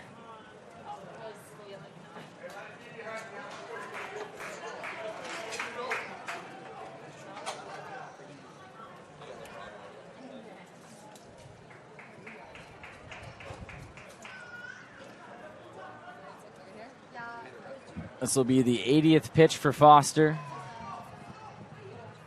The windup, the 3-1 on the way. Cabrera lines it into left center field. That's going to get down for extra bases. Cut off by the center fielder, Blair. And that'll be a 2 RBI single for Pablo Cabrera. Mocs take a 4-2 lead. Frost goes first to third. The throw went into second, so Cabrera had to hold up at first. But the senior once again puts the team on his back and gives the Mocs a 2-run lead. Now batting third baseman, number 31, Zach Scott. Getting the job done. Colum and Gonzalez both score. Frost first to third with 2 outs. Had an easy way there. Runners on the corners now for Zach Scott and a 2-run lead for the Mocs.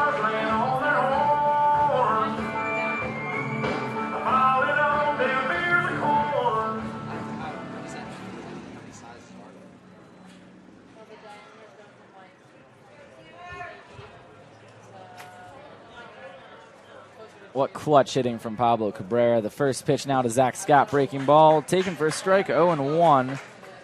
An RBI double, a run scored, and a ground out. He's 1 for 2.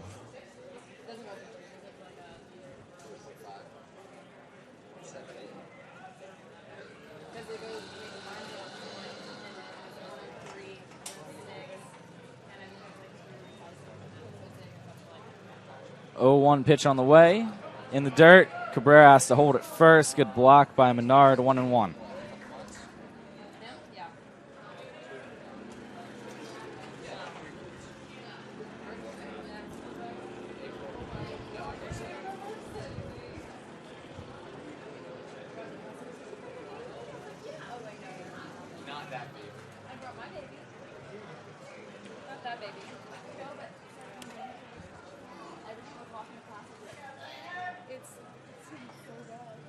He does. He didn't tell me he did it. He goes, "Oh, hey, I put 2 dead fish in your trash. Hope it gets picked up soon." And I was like, 1-1 on the way. Scott swinging and miss at the breaking ball. 1-2.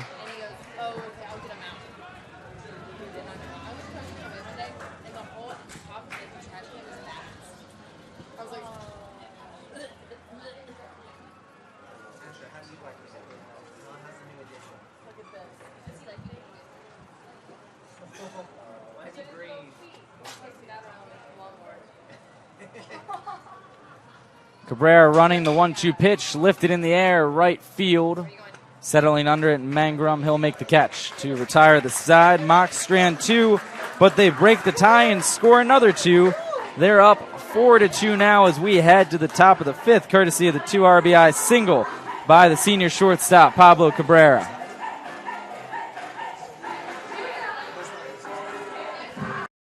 Observe this total unabashed freak, Mark. Not the kind of freak who wears a suit of armor to a Renaissance fair. Nay, not Mark. Mark is a Jimmy John's kickin' ranch freak. Look at him, pureeing hot cherry peppers into fresh buttermilk with the fervor of a kid at the gates of an amusement park. Yes, Mark's a glorious kickin' ranch freak, and we totally love him for it. Let the dippins beginnins. Freaky fresh, freaky fast, Jimmy John's.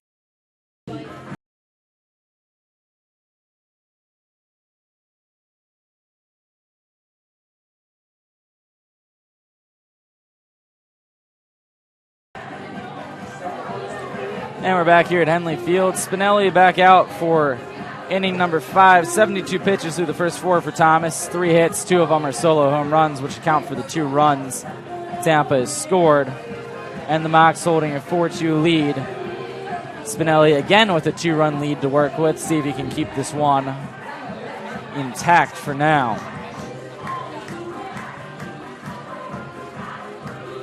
The Spartans will be sending DeTringo, Torabella, and Earhart, 9-1-2 in the order, to the plate in this inning.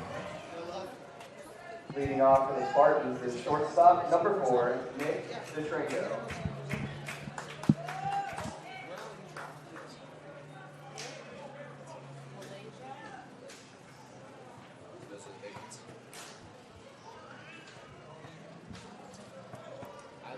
First pitch of the inning from Spinelli. DeTringo squares around to bunt, misses it. He's behind 0-1.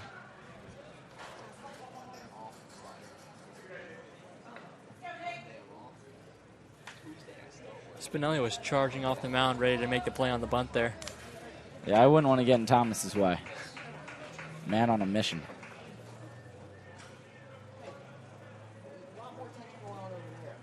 Oh, 1 pitch. DeTringo takes it up high, 1-1.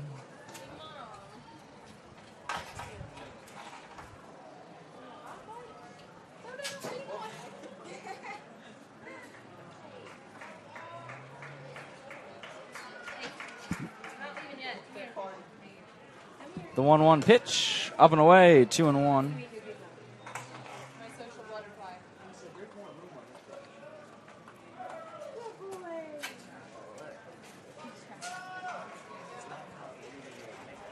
.75 pitches now for Thomas. And the 2-1 offering outside, 3-1.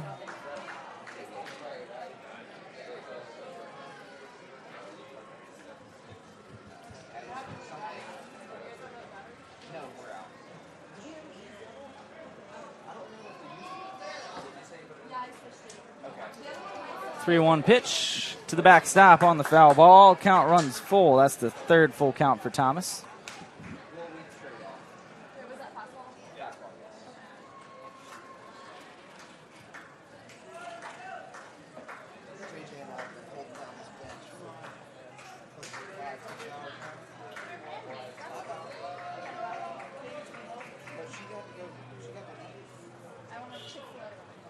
And the 3-2 outside, ball 4, a leadoff walk for DeTringo.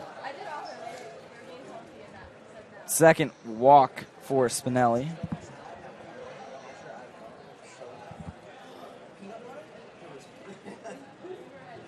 There's some action in the Mocs bullpen.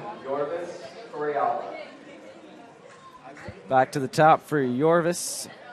2 for 2, a single and a home run in this game. bringing that average up over 390.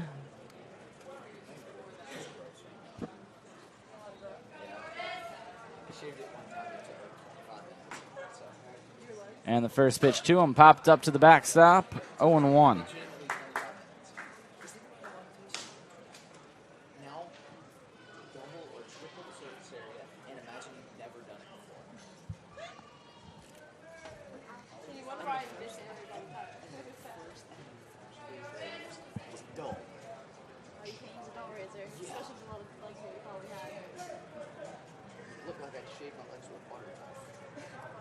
Oh, 1 pitch, down low, 1-1, blocked by Goebel.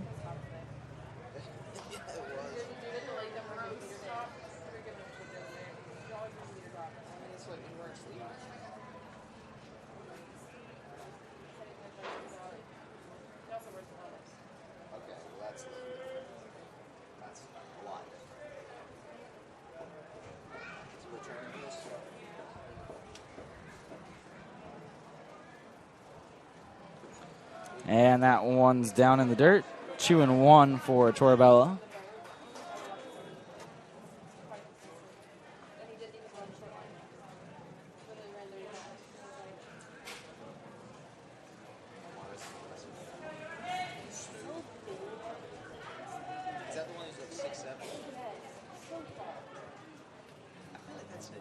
The 2-1 pitch, chopped to short, backhanded by Cabrera. He's going to boot it, and that's going to be an infield single, most likely.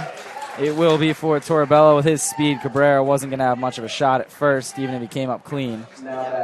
Runners on first and second now. Nobody out for Drew Earhart. 0 for 2, a fielder's choice, and a fly out.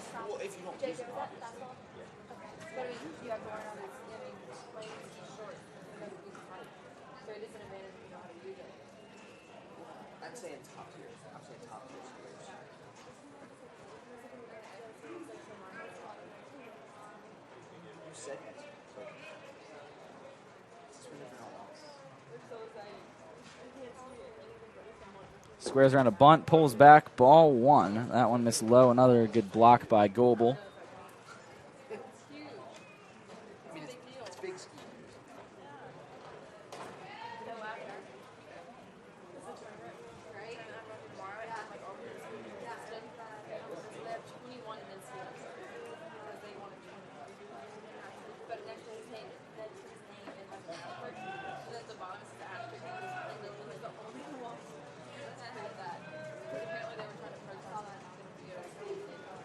One 1-0 pitch on the way. Bunted fair down the third base line. It's a beauty of a bunt, and there's going to be no play for Spinelli.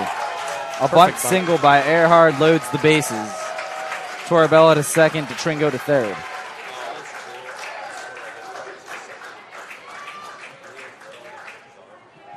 Nothing anybody can do about that.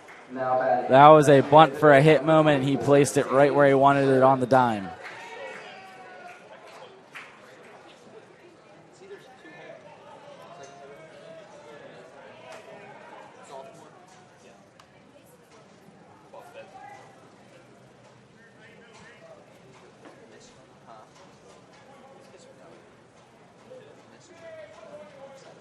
Corners in, middle playing for 2 with the 2-run lead.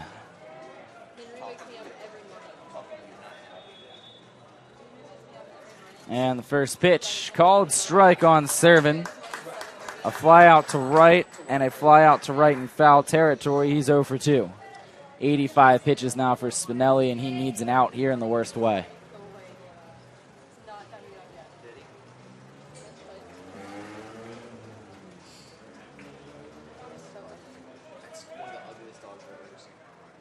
Oh, 1 pitch popped up, weakly hit towards the Mox dugout, and it'll drop 0-2.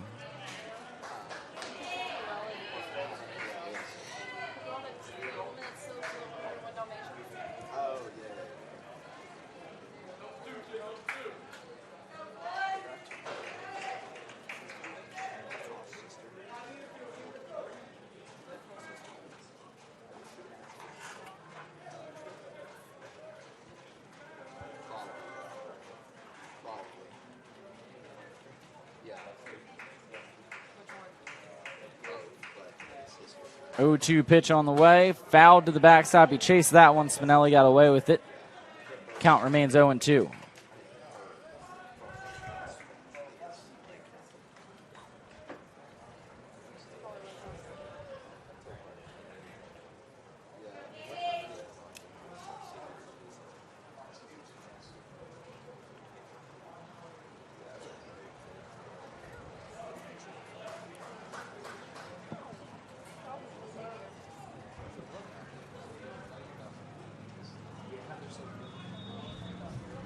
And the 0-2. Line to right field. At least one is going to score. Frost comes up with it. His throw to the plate. Cut off by Teeter, and just the one run does score on the RBI single by Danny Servin. Bases remain loaded. The Tringo scores. Jorvis to third. Earhart to second. And Servin with the RBI now on first. And the lead down to 1 for the Mocs.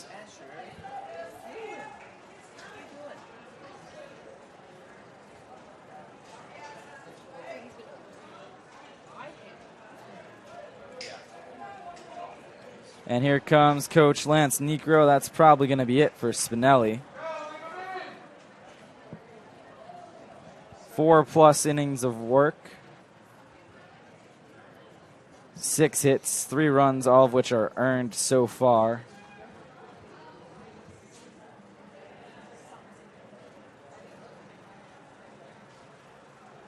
Five strikeouts, 2 walks for Spinelli. And all the base runners inherited are going to be his. And that is it. He's done after 88 pitches. 2 walks, 5 Ks, 6 hits, 3 runs so far through 4+ innings. Logan Verino is going to be on the mound for the Mocs after this. Coke Zero is now Coke Zero Sugar with great Coke taste. Some people were excited to hear the news. Some were skeptical. So we're not going to have the star of the show you're watching come out and say, "You'll love it." No special jingle written by this week's hottest pop star. No famous internet celebs who happen to be holding the label just so. Okay, maybe just one little pour shot. The only thing that will make you believe Coke Zero Sugar has great Coke taste is trying it yourself. Ice cold Coke Zero Sugar. Try one. And we're back here on the SSC Digital Network. Verino on the mound now in relief of Spinelli. Logan's got a 2-point.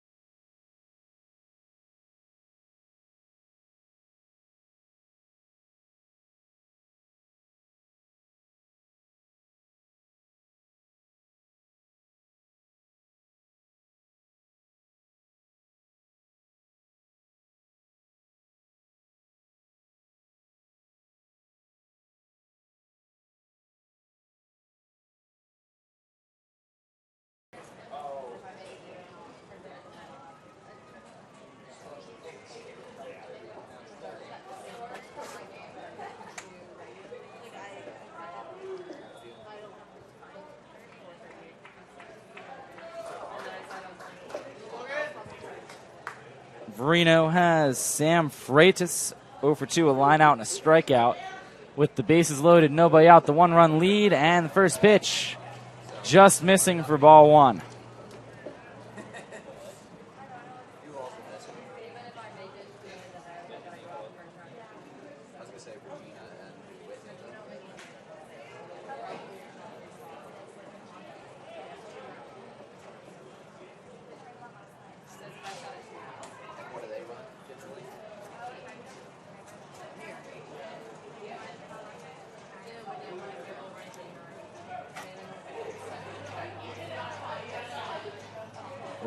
Pitch on the way, the windup and the delivery. Fastball high, 2-0, and yeah, he definitely has changed his delivery. Gets a lot deeper into that hip rotation than he used to.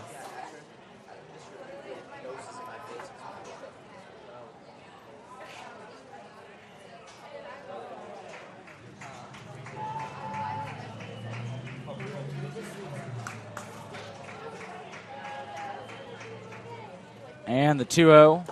Breaking ball outside, 3-0. Nowhere to put him. Got to throw a strike here.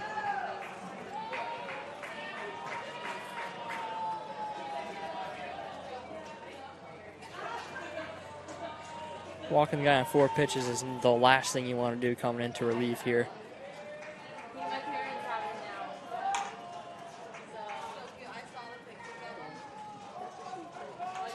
3-0 delivery. Called strike, 3-1. Verino getting back into this.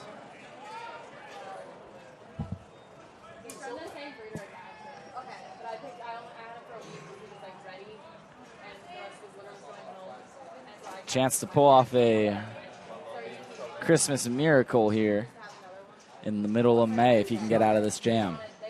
3-1, chopped, fair to second. Gonzalez has it, steps on the bag, throws to first, in time for the double play. A run does score, but Ricky Gonzalez keeps it to just the 1, and it turns a clean double play at the second base bag.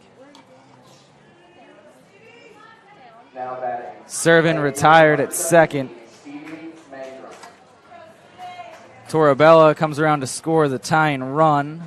Earhart to third, 2 outs, and the runner there.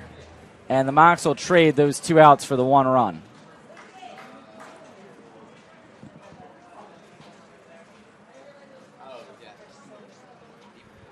First pitch fouled, line drive foul ball by Steve Mangrum.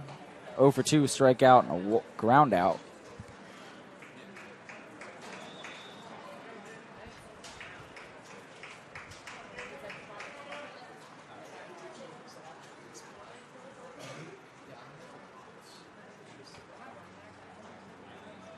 Oh, 0-1 pitch on the way, swinging a foul tip, 0-2.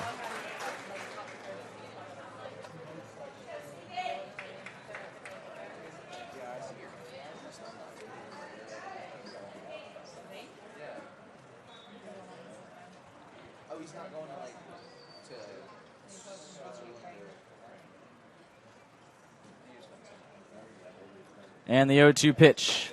Called strike 3. Verino got him.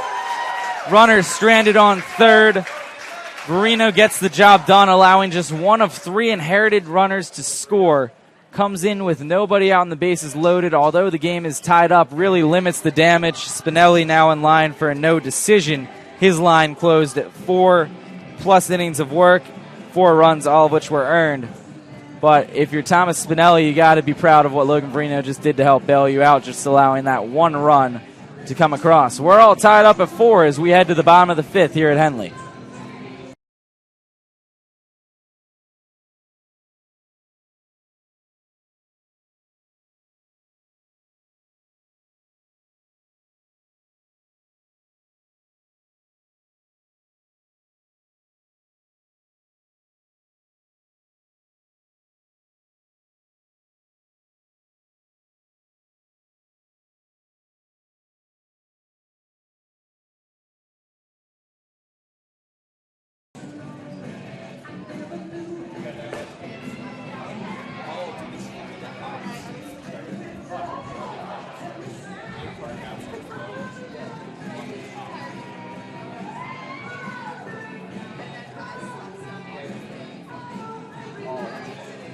And we're back here due up for the Mocs. Goebel, Teeter, and Burnstead. New pitcher for the Spartans, Jacinto Arredondo on the mound now. Number 21 at 3.19 ERA. 16 appearances, 1 win, 1 loss. All that work out of the bullpen. 31 innings pitched, 33 Ks to 17 walks for Arredondo. And he'll have the heart of the order with Goebel, Teeter, and Burnstead due up after an 84-pitch effort by Tanner Foster. 4 innings, 6 hits, 4 runs, 1 walk, 3 strikeouts. Both starting pitchers will have no decisions in this game. He's got a funky little hop step in his delivery there. Yeah, he gains a few inches towards the plate before releasing the ball. Leading off your Florida Southern Moccasins is catcher number 34, Alex Goebel. Goebel 0 for 2, a fly out to center and a comebacker to the pitcher.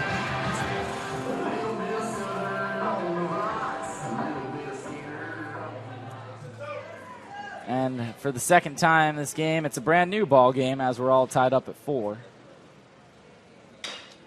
Off the foot, foul, 0-1.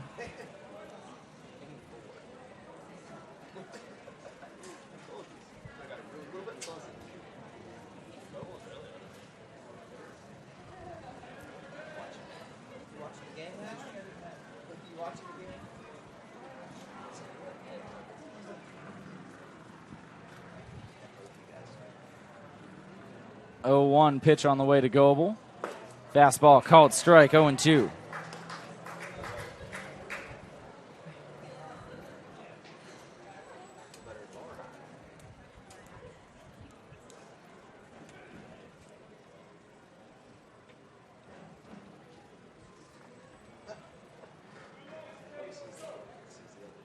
Oh-2 pitch, breaking ball in the dirt, and Goebel holds up. Menard ended up a good 15 feet away from the plate trying to block that one, lost his balance as well.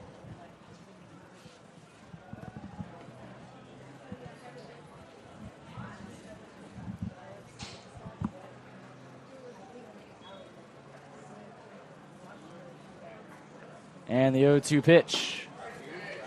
Outside, that was actually a 1-2 delivery. 2-2 now on Goebel.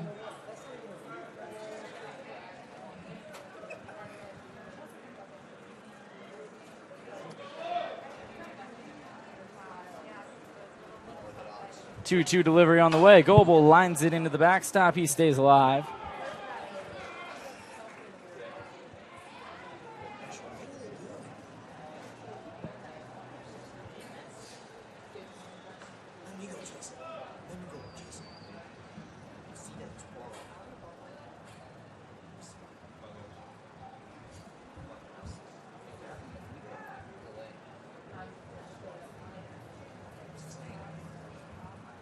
Two-2 pitch on the way. Goebel grounds it to third, foul.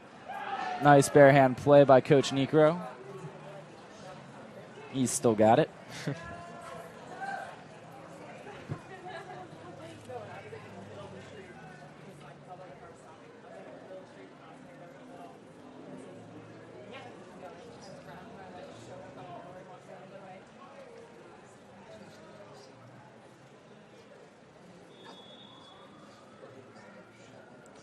And the 2-2. Goebel rips that one to left for a base hit. Mocs have a leadoff man aboard after Alex finds a way on after that battle to get things started against Arando. Now batting, first baseman, number 33, Jacob Teeter. That'll bring up Jacob Teeter. Nobody out. A runner on first for the Mocs cleanup hitter.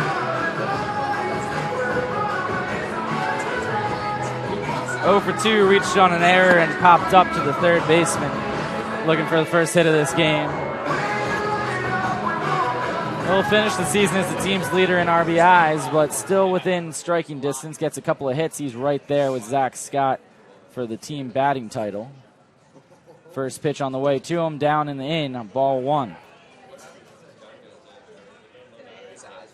Scott's got a slight edge, but if Teeter gets hits in his next couple of ABs, he could have it.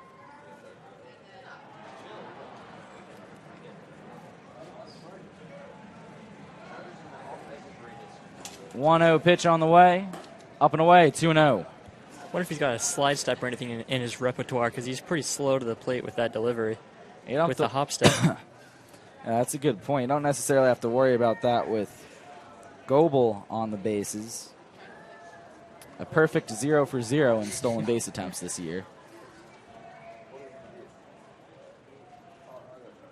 The 2-0 delivery. Called strike, 2-1, and you're never going to try to take the bat out of Teeter's hands with a runner on. Always give him a chance to drive that guy in. 50-plus RBIs. One of the top numbers in the conference and around Division II. The 2-1 pitch. Teeter flies it to center, off the knuckles, drifting towards left center. Making the catch is going to be the center fielder, Blair, as Yorvis flops over to stay out of his way. Teeter retired on the flyout. Now batting, the left fielder, number 42, Alan Burnson. That'll bring up Alan Burnson. The left fielder's 0 for 2, pair of strikeouts.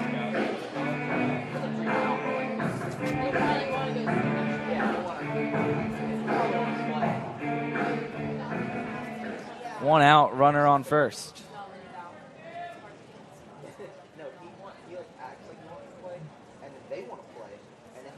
First pitch to him, fastball up and away, ball 1.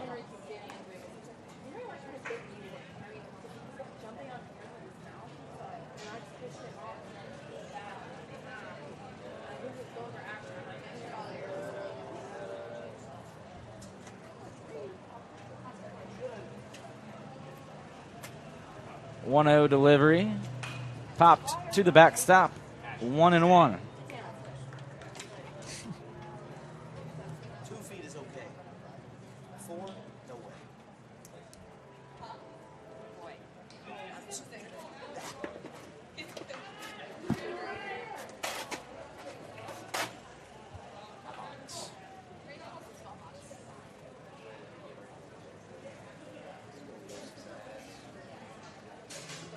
And the 1-1. Breaking ball down low, 2-1 for Burnside.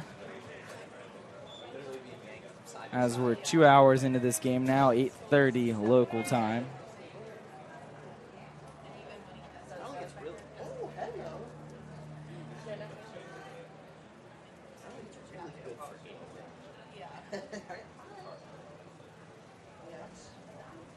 Two 2-1 pitch on the way. Burnside, big swing and a miss. 2-2.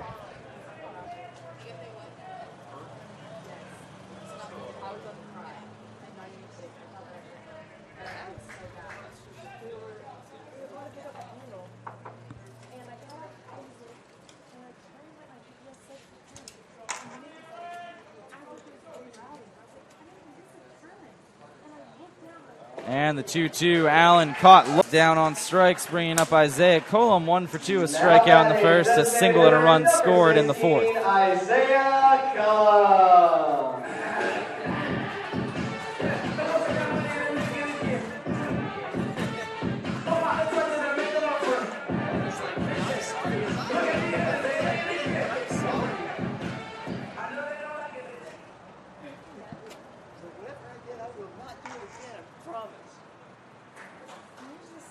First pitch to Colum, check swing, did not go. They appeal to confirm that, 1-0.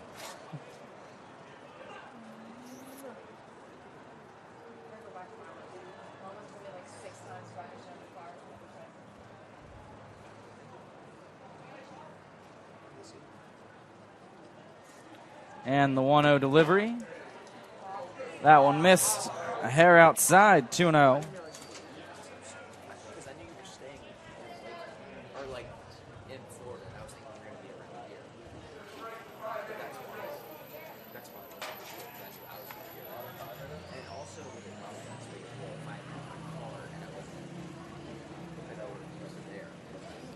Two-0 pitch. Colum swing and a miss. 2-1.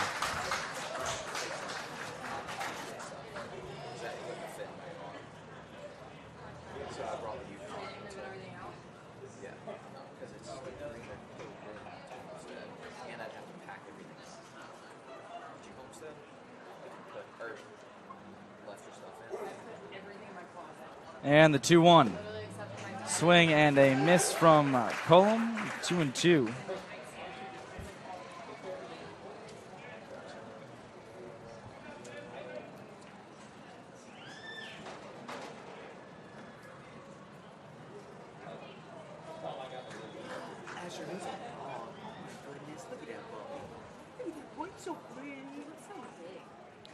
The 2-2 pitch. Colum to center field. Well hit at the warning track, and Blair settles under it for the flyout to retire the side. Mocs get the leadoff runner on in Alex Goebel with the leadoff single.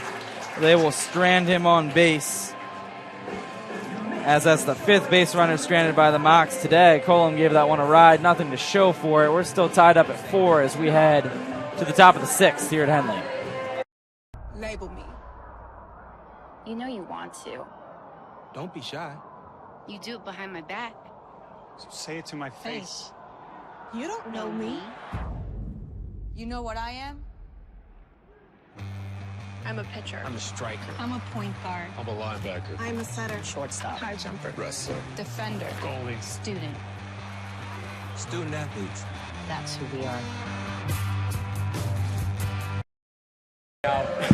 You can go home. I'll hang out and get.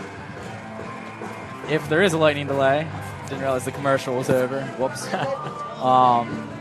Well, guess the cat's out of the bag there. There's lightning in the area. Not here yet for those of you tuning in from home, but in all likelihood, we'll be having a delay sooner rather than later. And hopefully. That one looked pretty close. Yeah, you can't tell from there. It's okay. It's far away. It was quite bright. They've got apps for these things. Trust me, when it's close, they'll come out on the field. We're all going to let out a collective sigh of agony and sit around and wait for it to pass. I haven't really seen any lightning strikes. It's pretty much just heat lightning up there. Nothing like came to the ground at all I've seen. I think heat lightning still counts. Honestly, I don't know. I just said that with absolutely no knowledge on the topic. Yeah, well, it's definitely getting closer. So, by our rough estimate, is it'll be here within the next half hour.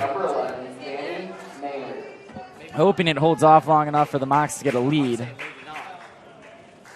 as they did Friday night before the lightning delay.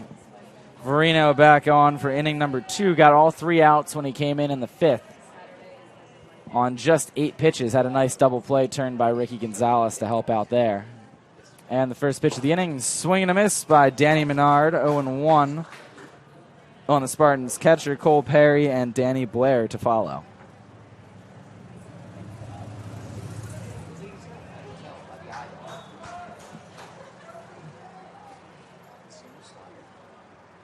The 0-1 pitch, popped up, backstop, out of play, 0-2.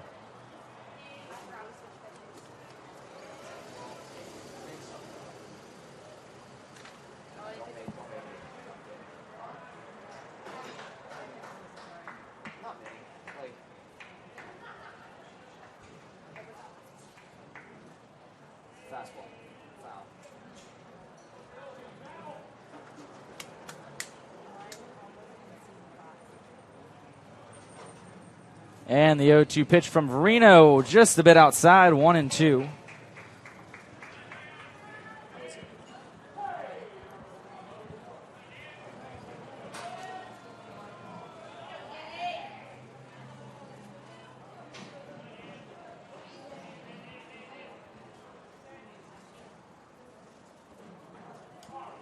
The 1-2 on the way. Popped up, straightaway center field. Everybody converging around it. Vaughn's going to call for it and end up making the catch for the first out of the inning. Now batting, first baseman, number 30. Everybody ran towards that ball. Gonzalez and Cabrera both went back towards it. Frost and Burnshead both ran in at it. Teeter was going over to cover second in the event that it dropped. But for a straightaway fly ball, that was a lot of all-around movement on the diamond. Yeah, that was pretty cool. You saw everybody walking back to their position in unity. Yeah, everybody kind of converged around it, and not that you don't normally see the Mocs moving to back up a play, but everybody in unison like that was an interesting sight to see. I guess because it was so perfectly up the middle, too. Yeah, everybody was like perfectly spaced out, walking back to their positions. What's that called? Something symmetrical, the same on both sides? Symmetrical, that was it. That's the word I was looking for. That's the, geometry term? Something like that. 2-0. Shapes, I remember second grade, something like that.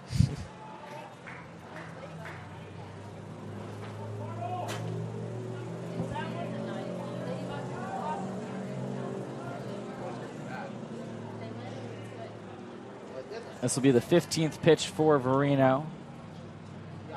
2-0 offering. Called strike, 2-1.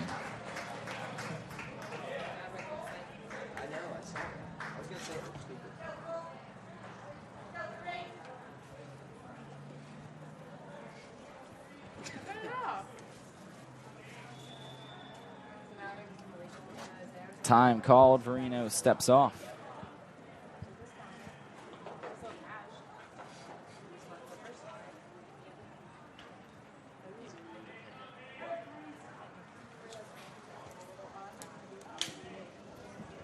And the 2-1. Grounded to short, backhanded by Cabrera. He's going to boot it, and that's going to probably be another infield single, as that was a tough play to make. And it will be an infield single. Cabrera's had a couple like that today where tough backhands, tries to pop up with them and can't come up with them, although the likelihood of getting an out at first either way, very slim.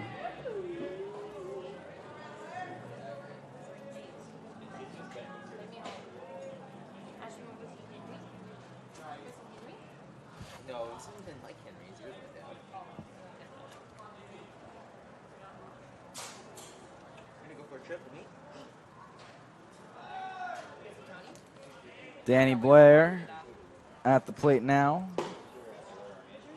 Hit by pitch and a ground out. 0 for 1 on the day.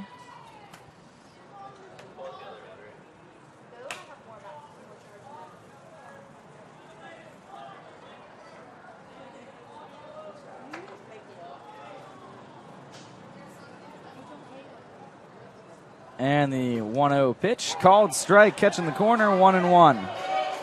That's about as far out as Flay's called a strike all game.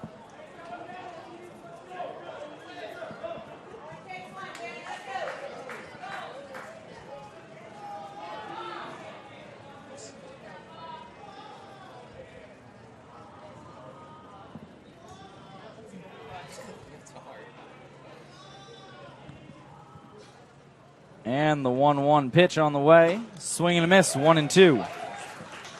Actually foul tipped and held on to by Goebel. Barely getting a piece of that.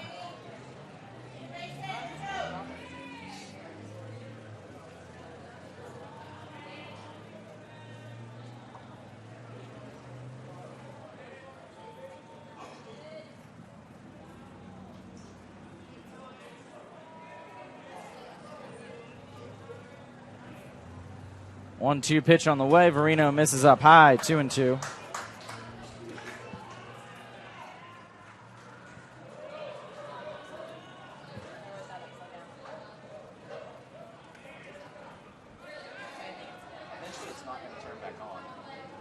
This will be the 20th pitch for Logan.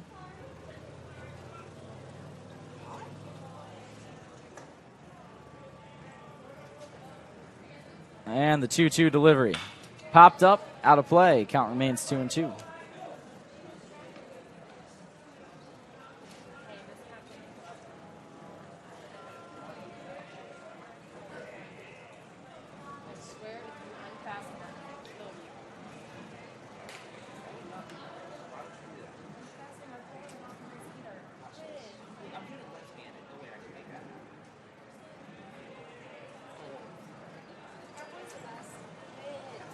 The windup and the 2-2. Swing and a miss. Got him on strikes.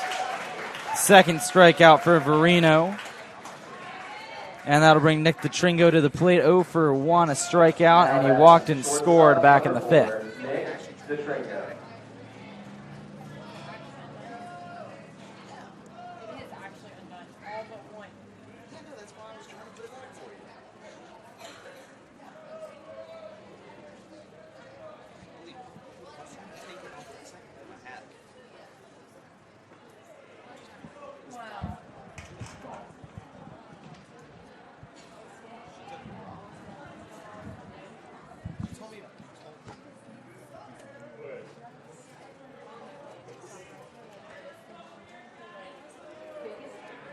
And the first pitch to DeTringo, breaking ball, called strike, 0-1.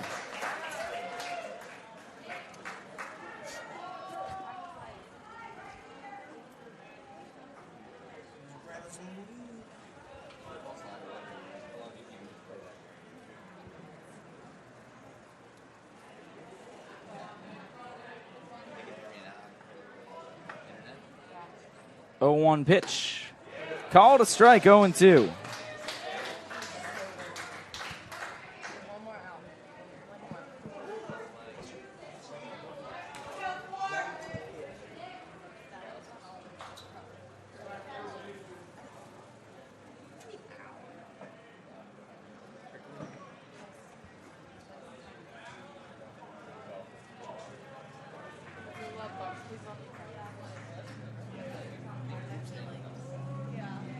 And the 0-2 swung on, missed. Back-to-back strikeouts for Verino. One runner reaches via a hit. He's left stranded. That's 3 strikeouts in 2 innings of work for Logan. And this game is still tied as we head to the bottom of the 6th. Freak alert, Jalen. Not like a slips into baby talk when he's feeling insecure kind of freak. Not even a little bit. Jalen's a freak about hand-slicing all-natural meats for every Jimmy John sandwich he makes. Look at his unfettered joy. And not just for ham. You should see him with Capicola. Thank you, Jalen. Your meat freakiness means better sandwiches for all. Freaky fresh, freaky fast, Jimmy John's, freak yeah!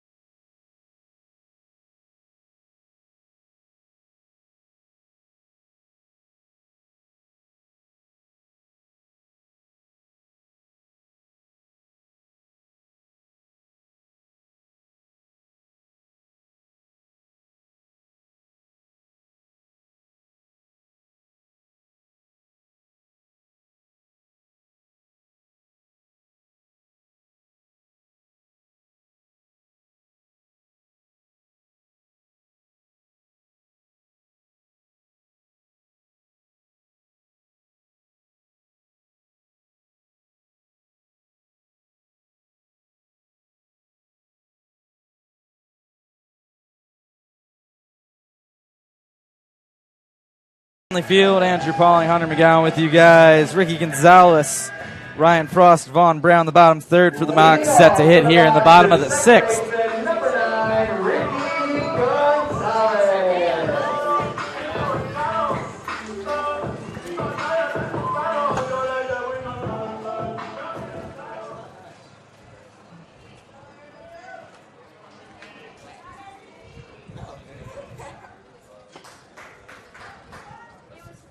And the first pitch to Gonzalez, called for a strike, 0-1.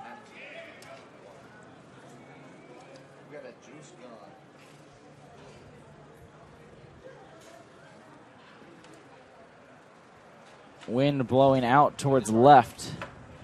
The 0-1 pitch, up and away, 1-1.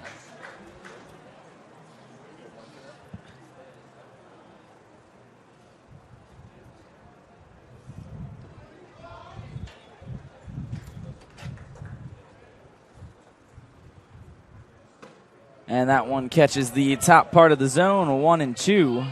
Ricky didn't particularly like the call.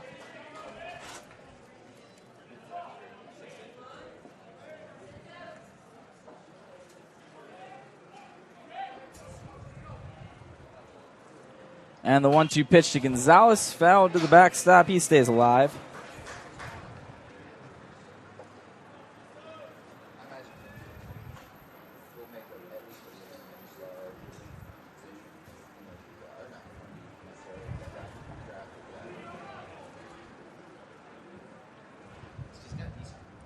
And the 1-2 delivery, breaking ball, swung on, missed. Gonzalez down on strikes.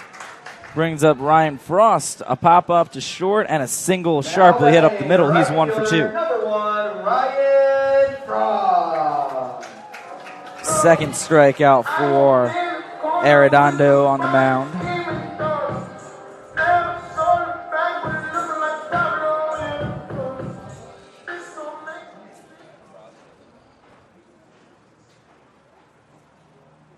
First pitch to Frost, a little bit low, 1-0.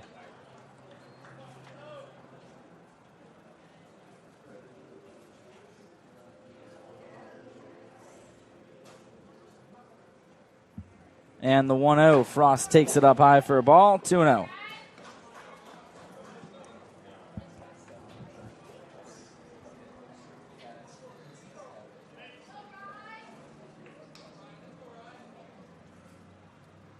That one's a bit outside. Good take by Frost. 3-0 now the count to the Mocs right fielder.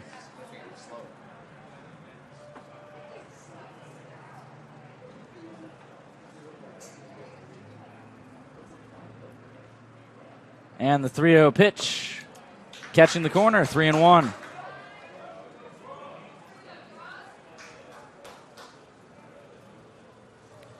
30 pitches now for Arredondo. And the 3-1. Frost pops it up left field. Going to be trouble. Left fielder doesn't seem to see it, and he backpedals a couple of steps, makes the catch around his rib cage, and records the out. Now batting center fielder number 4, Vaughn Brown.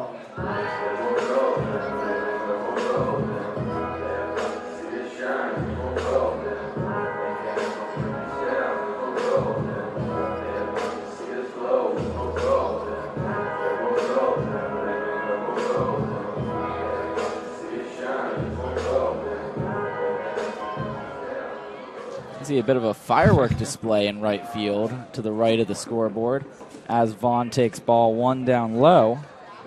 They must be celebrating the senior class of 2019. That's got to be it. And there's more, apparently. Swinging a foul tip, 1-1. It might actually have something to do with some graduation. I don't think it has anything to do with us, but we'll enjoy the show. Hey, dinner and a show, right?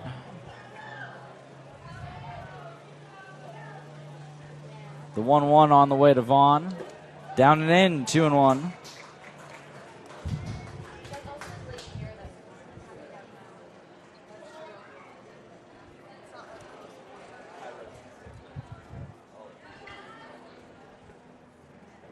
And the 2-1 pitch off the hands. Vaughn's in some pain by the plate, and that's going to be caught. He does not look comfortable at all after that swing. Pop up to first, retires the side in order. On 14 pitches, that's 35 for Arredondo. And we're still tied at 4 as we head to the top of the 7th at Henley.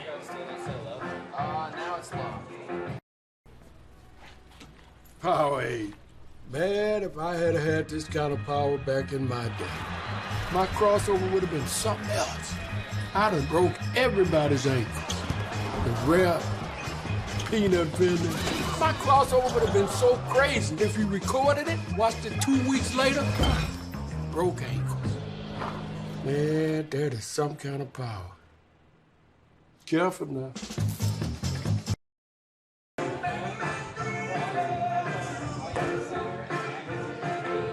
And we're back here at Henley Field. Defensive changes for the Mocs. Ryan Frost moves over to center field. Vaughn Brown's done.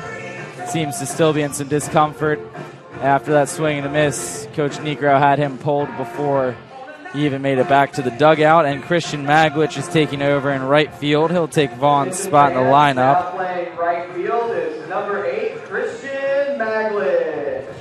And shifting from right field to center field is number 1. So those are defensive changes. Frost now in center. Maglich coming in for Vaughn Brown and playing right field now.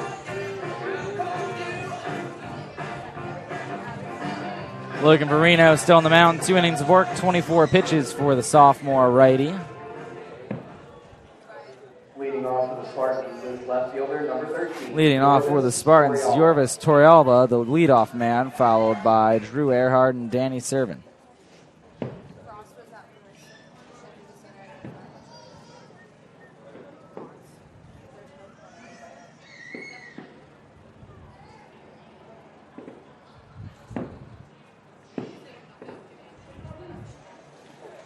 And the first pitch of the inning from Verino, fastball outside, ball 1.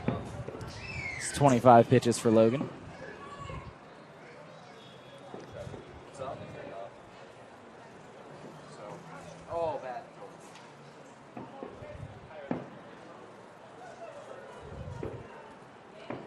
Fireworks show still going on out in right field.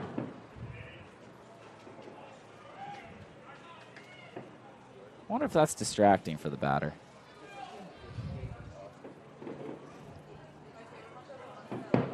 I mean, if I was hitting, I'd just be aiming for it. You know, like how majestic would that be to hit a home run into the into the fireworks in right center? That would be fun.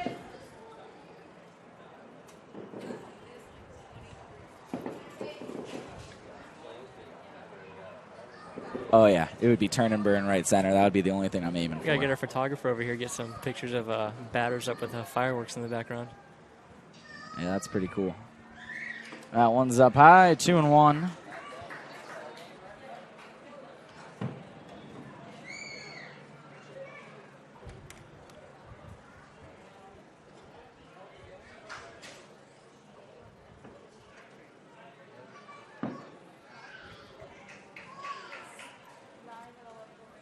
And the 2-1 pitch inside just missed Yorvis, 3-1.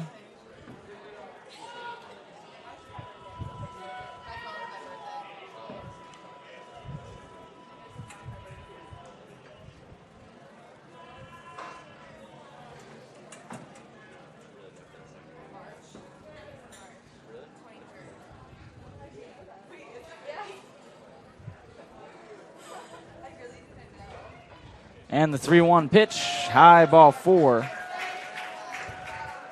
A leadoff walk for Yorvis.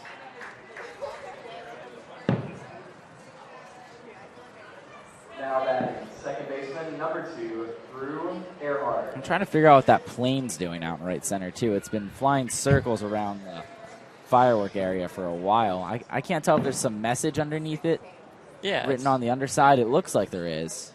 I think there's a fair going on over there. I remember driving by the college. There was a sign saying that there's fair parking around the college campus. So Our college? Yeah. Today?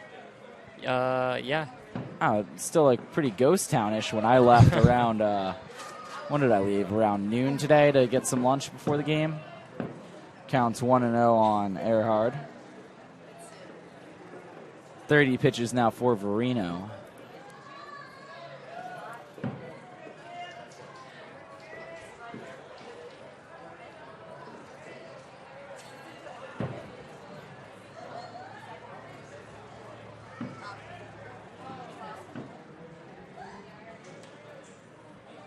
One 0 pitch on the way, runner going, foul to the backstop, 1-1 the count on Earhart.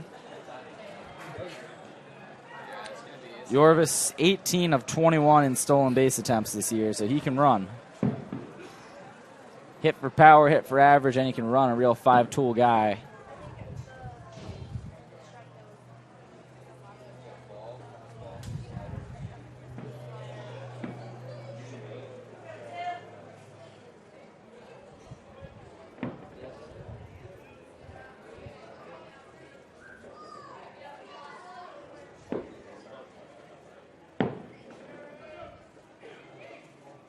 And Yorvis going again, swing and a miss, throw down to second from Goebel. Not in time, just missed him. Right on the money from Alex, thought he was going to get him. 19th stolen base, 19 of 22 is Yorvis Torabella. And the count's now 1-2 on Drew Earhart.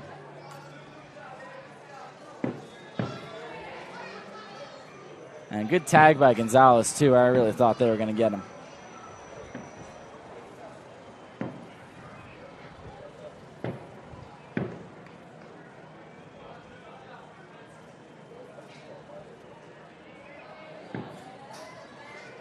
Earhart choking up the 1-2 pitch, up and in, ball 2.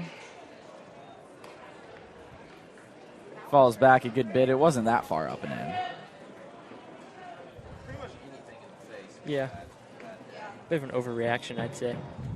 I get the step back or two, but like the 7 steps back, come on. That's like the grand finale of the fireworks right here. Yeah, must be. Enjoy the show, folks.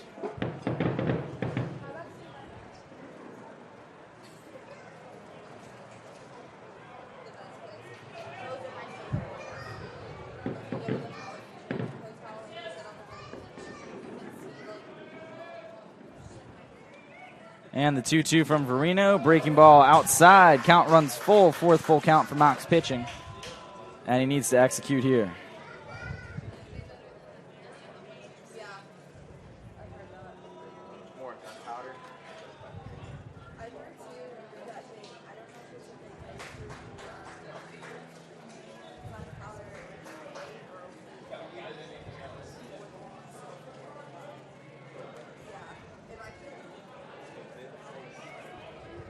Payoff pitch on the way. Verino fouled off by Earhart. Drew staying alive, 35 pitches for Verino.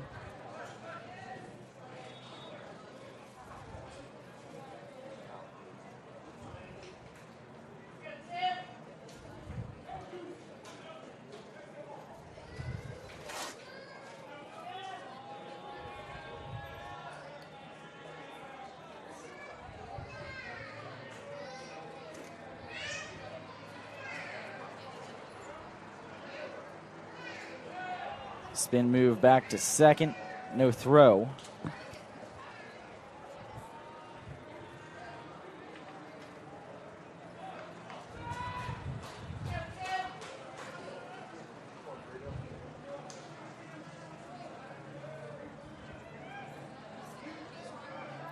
Payoff pitch. Swung on. Missed.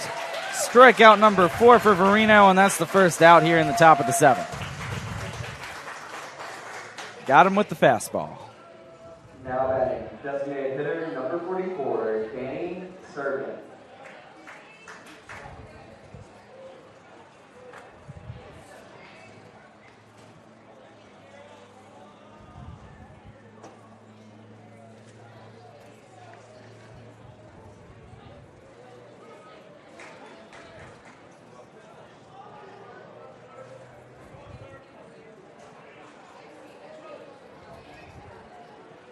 That one's inside to Servin. An RBI single his last at bat. He's 1 for 3.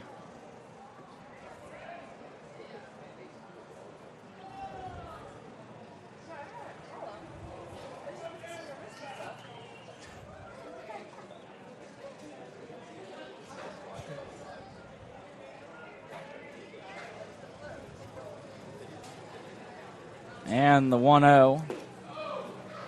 Just missing 2-0. Good pitch there from Verino.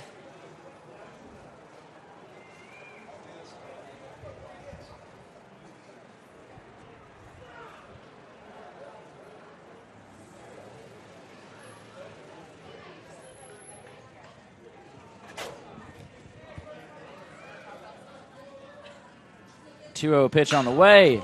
Hit well, right center field. Frost back at the track, and he's going to have to play it off the wall.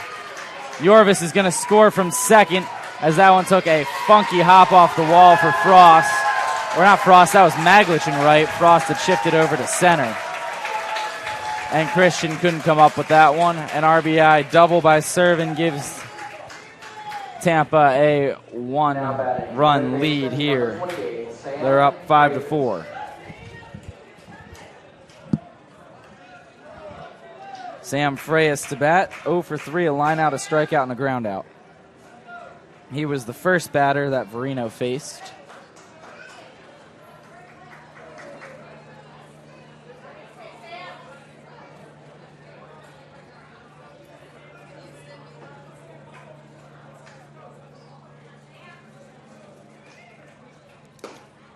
First pitch outside, 1-0.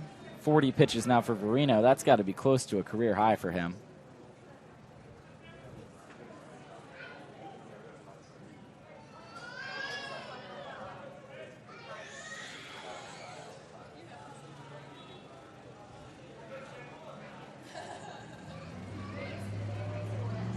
One-0 pitch, called strike. That one getting over the plate, 1-1.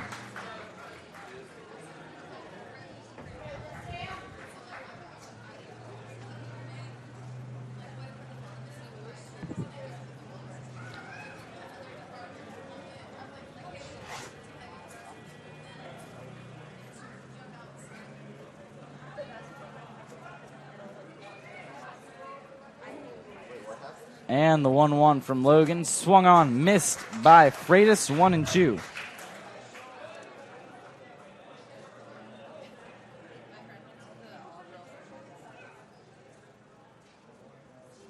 Well, 2 out of the 3 batters that have been walked in this game have scored for the Spartans. Walks almost always find a way to score.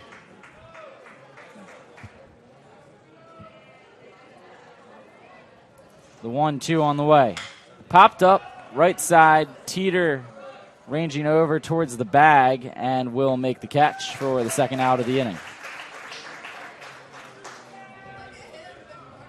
That brings up Stevie Mangrum, the right fielder's 0 for 3, 2 strikeouts and a ground out. Number 17, Stevie Mangrum.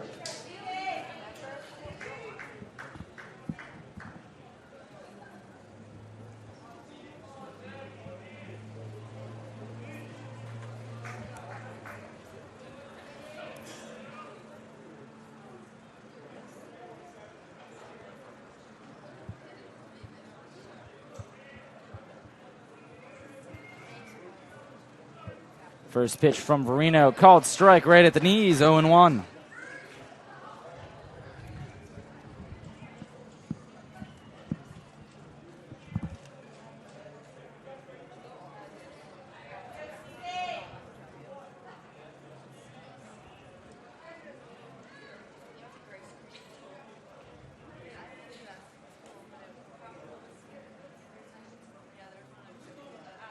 Oh-1 pitch coming. Ground ball, that's going to get through to the left field. Burnstead has it, fires into the plate, throw is high, and it will be in, not in time. Goebel missed the tag. Throw was off target from Burnstead. And Goebel wants the call with everything he's got, but he's not going to get it. He can argue all he wants. It was pretty evident from our angle that he missed him. Yes. Not by much. It was close, but the throw was too far away from the plate. Goebel gave it everything he had, diving back towards the bag.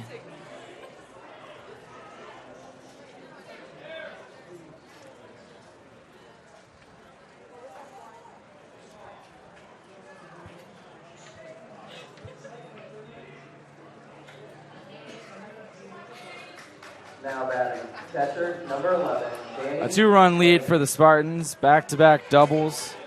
There's going to be a pinch runner at second base for Mangrum.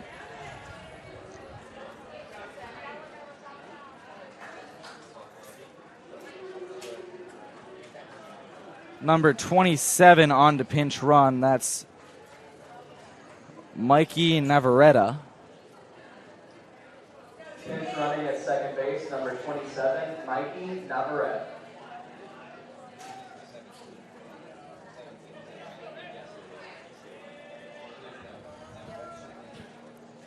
So a pinch runner at second, 2 runs in after the RBI double from Mangrum.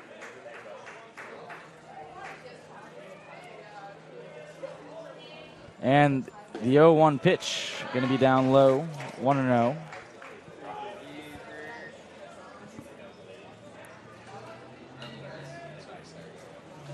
And the count is 1-0 on Menard. Sorry, scoreboard was a little mixed up. I thought I'd missed a pitch as well. Count is 1-0. The windup and the delivery from Verino. Popped up to the backstop, 1-1.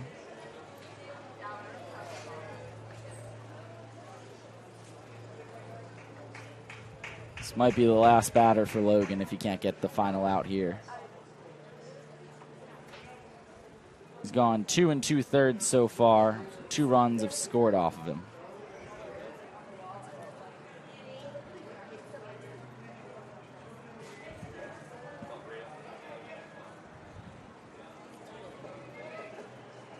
The 1-1, down low, 2-1.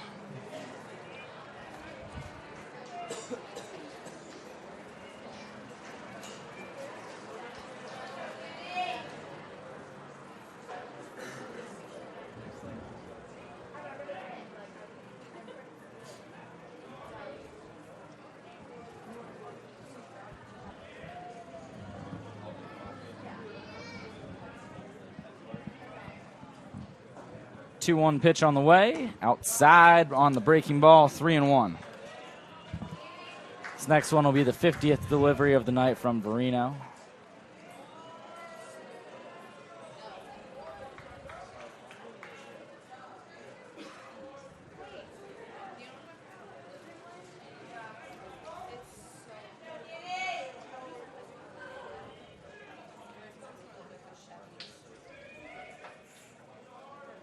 And the 3-1 chopped weakly the other way, 3-2.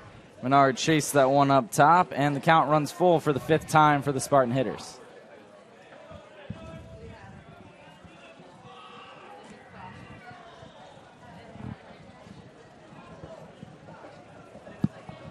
Tampa with 9 hits, Florida Southern with 7 in this game.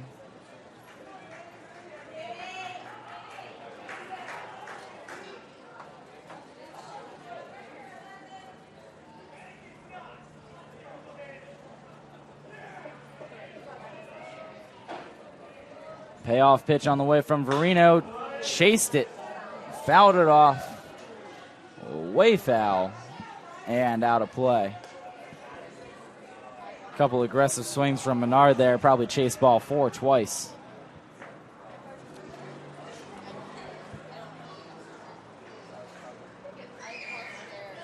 It's better to follow one off than go down looking here, though. Oh, yeah, you got to be aggressive in this spot. You got a chance to add an insurance run if you're Tampa. Got to take that opportunity.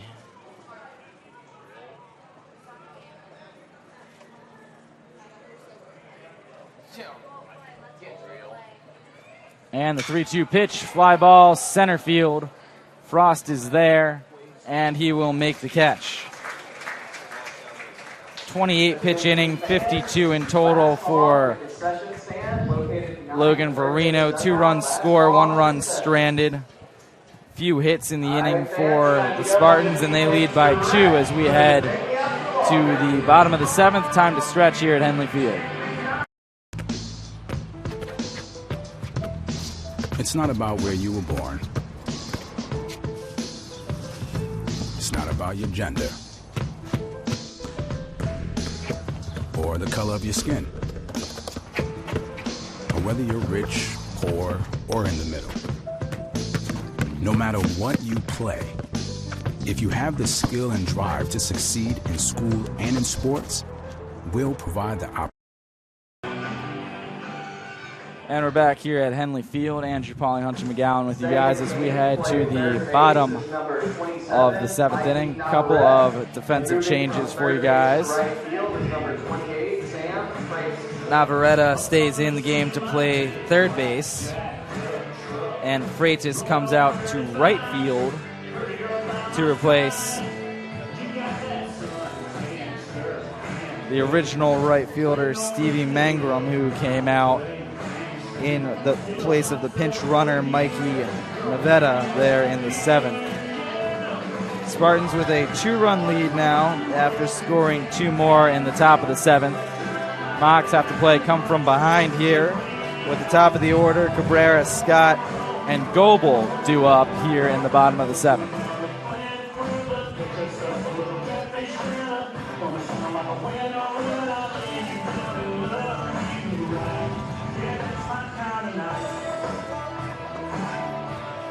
If you're Cabrera here, any way on works. Got to find a way to get the leadoff runner on and bring a tying run to the plate situation for the heart of the order. Pablo's done all he could today. Carried the team in game 1 with 3 RBIs and a 2-run homer. 2 RBIs in this game, a run scored. He's 2 for 3 with a pair of line drive singles. So he's not going down without a fight.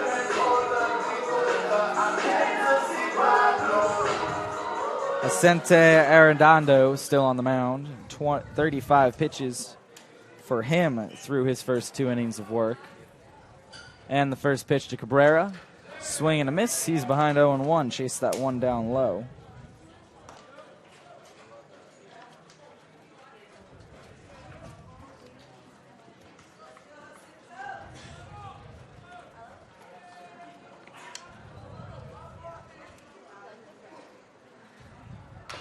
Chopped foul, 0-2 now for Cabrera.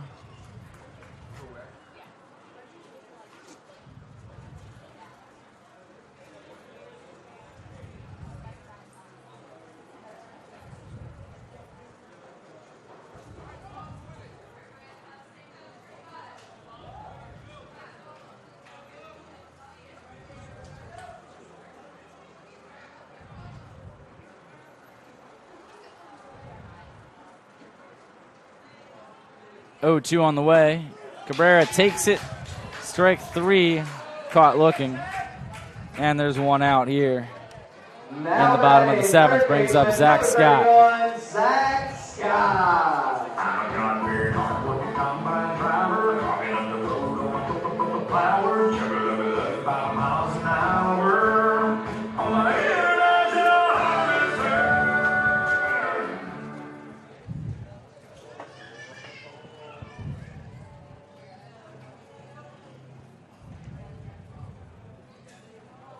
First pitch to Scott, line to right field. This could be 2. That's going to get down a fair ball in the right field corner. Scott rounds first, hustling into second, and he's going to get in with the dive. A 1-out double for Zach Scott brings the tying run to the plate. Now batting, catcher number 34, Alex Goebel. That'll bring Alex Goebel to the plate for the Mocs. 1 for 3, a sharp single his last time up. Looks to build on that here.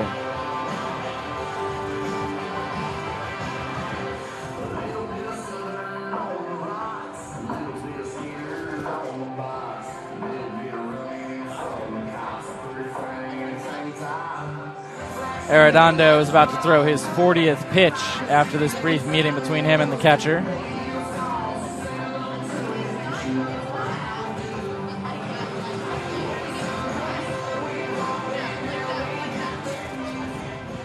Goebel is hitting third today for a reason. Go with the hot hand, the hand that's finding a lot of barrels, and that's been him lately. Swung it about as well as he has all season the last couple of games. First pitch to Goebel. Down and away, ball 1. Now would be a great time for him to barrel up another ball.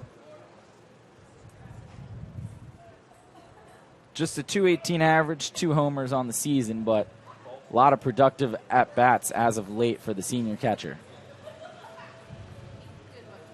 The 1-0 pitch. And he finds another barrel. That's a line drive to center field. Scott's going to be sent from second.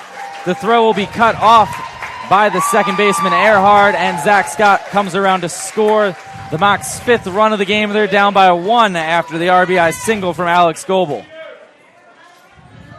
Now batting, first baseman, number 33. The seniors doing the heavy lifting here on senior day. Jacob Teeter steps up now, representing the go-ahead run with the tying run on first in the form of Alex Goebel.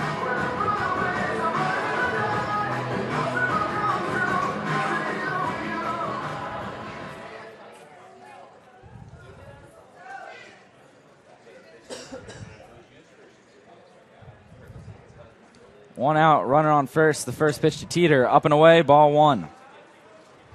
Jacob, 321 going into this game, 7 homers, a team best 52 RBIs on the season.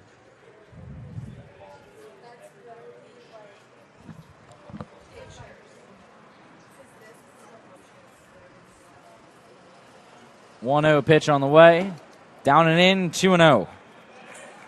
And this is the Mocs' chance right here. Best hitter at the plate, 1 out, and the tying run on base.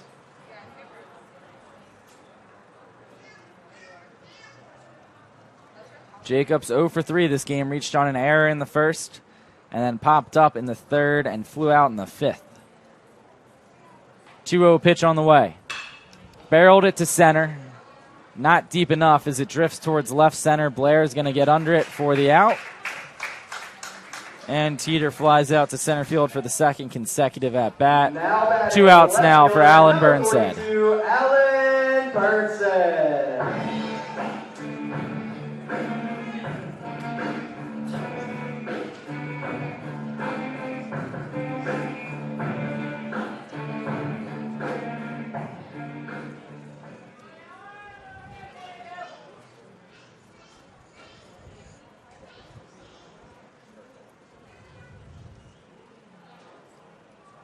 First pitch to Burnside. Outside, ball 1. Allen 0 for 3, 3 strikeouts. He is due.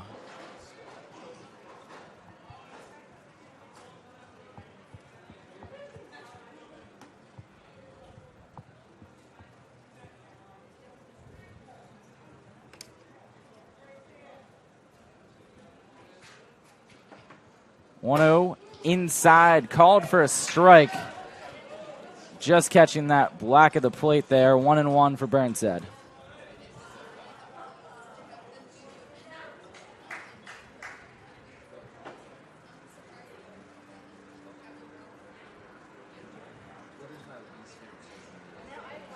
The 1-1. Down low, it's going to get away from the catcher. Goebel to scoring position. He's going to advance to second, and he'll hold there.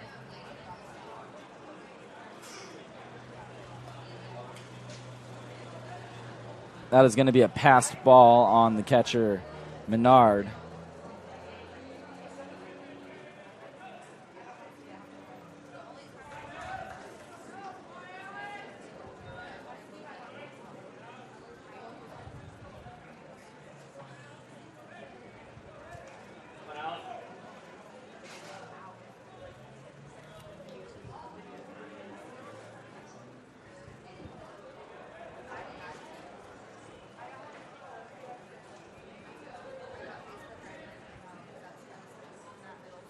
Two-one pitch, popped up, shallow right.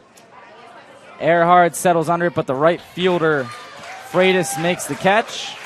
And Burnside now 0 for 4 in this game. Mocs get one back, but strand the tying run on second. They're down by 1 as we head to the top of the 8th here in game 50. At Jimmy John's, we're freaks about best-in-class ingredients, so it's no wonder we announced our new 9-grain wheat sub in the middle of a wheat field. When you've got news this big, it's not enough to just add it to the menu. Where's the freak yeah in that? To celebrate a new sandwich with a taste so inspired, we introduced it in the place that inspired it. The new Jimmy John's 9-grain wheat sub, now available at a Jimmy John's much, much, much closer to you. Wheat yeah?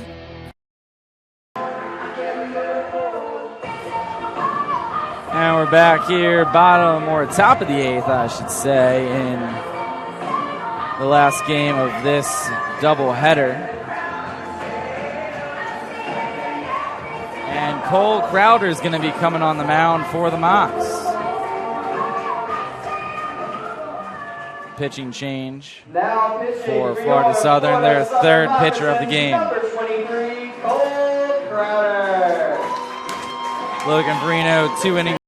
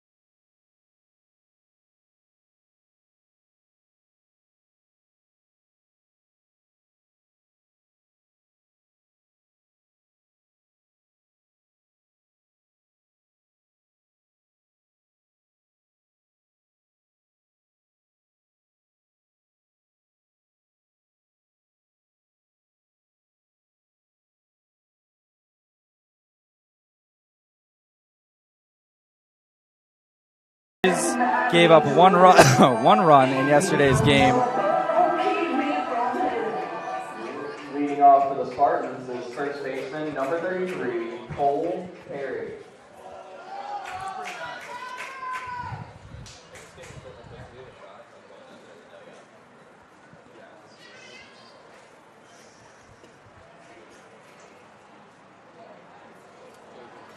Crowder will have the bottom's third, Perry, Blair, and DeTringo here in the top of the 8th.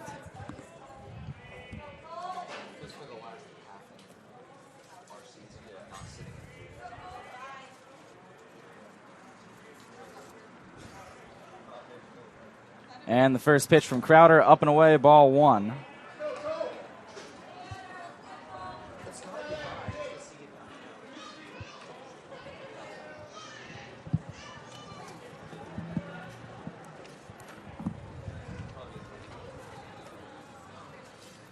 So 6 of the 8 seniors have appeared in the Senior Day doubleheader, as that one's a called strike, 1-1. The two who haven't, Jacob Kelly and Leo Rodriguez, both pitched last night. Both had multi-inning efforts. Kelly, 2 innings, 46 pitches. Rodriguez, 2 innings, the save, and 44 pitches, pitching the 8th and 9th yesterday. So both unlikely to appear today.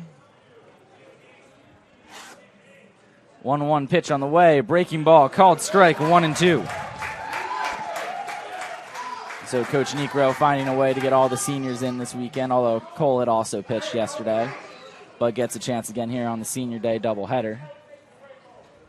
All 8 seeing action in the final series. Hammond pitched earlier.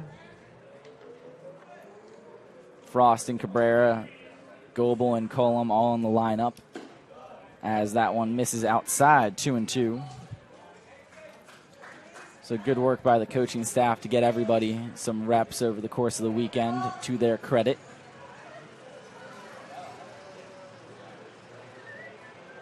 And it's not about participation trophies at this level. They've all earned the right to be on the field, obviously, but it's still good to see that they all get the chance to play. They're all healthy, and they all get a shot here to make one last memory on the ball field, as that one's popped up to Gonzalez, settles under it. Ricky makes the catch. 1 out here in the 8th.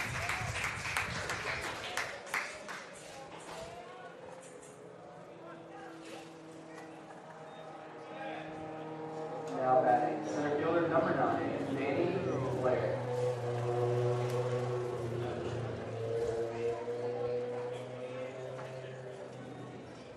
Pinch hitting for the Spartans, number 23, John Pitchman. Pinch hitting for the Spartans, number 23, John Pitchman, in for Danny Blair.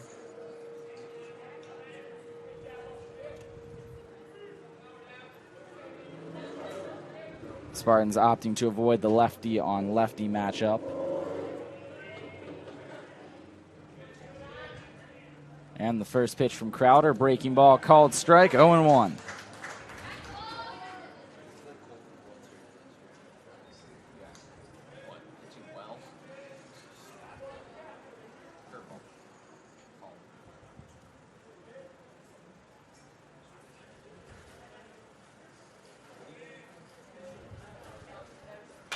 Popped up, foul territory, third base line. Scott ranging over. Looks like he's going to have room, and he makes the catch on the warning track for the second out of the inning.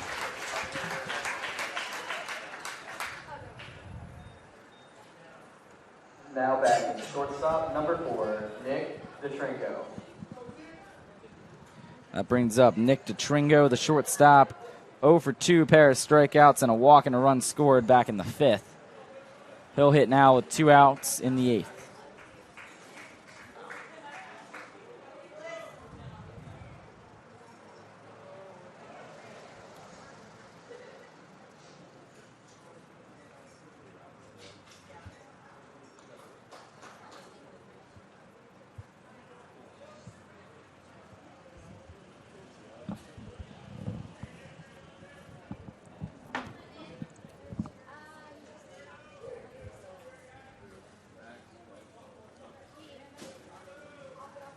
And the first pitch to him, squares around to bunt. Foul tips it for a called strike. 0-1.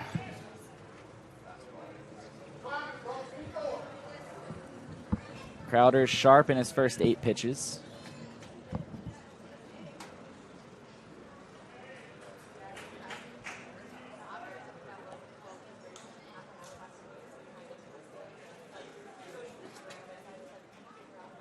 And there's going to be a meeting on the mound between Cole and Alex.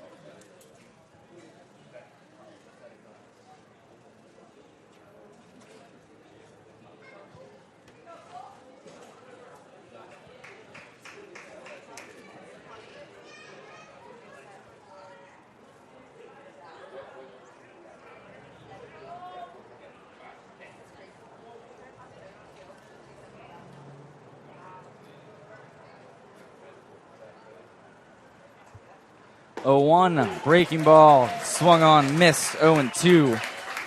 A good changeup from Crowder.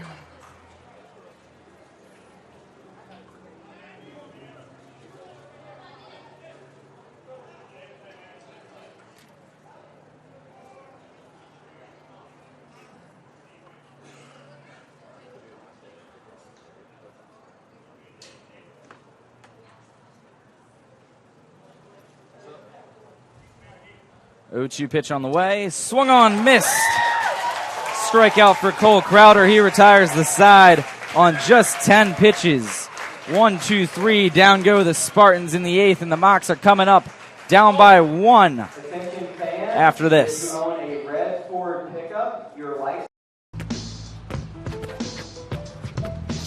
It's not about where you were born. It's not about your gender or the color of your skin, or whether you're rich, poor, or in the middle. No matter what you play, if you have the skill and drive to succeed in school and in sports, we'll provide the opportunity. And we're back here at Henley Field for the bottom of the 8th. Due up for the Mocs, Isaiah Colum, Ricky Gonzalez, Ryan Frost, 6, 7, 8 in the lineup for Florida Southern. Attention fans, now playing center field for the Spartans, number 5, Stephen Smith. Stephen Smith on to play center field for the Spartans, another defensive replacement for Tampa. And still on the mound, Jacinto Arredondo at 48 pitches through his first 3.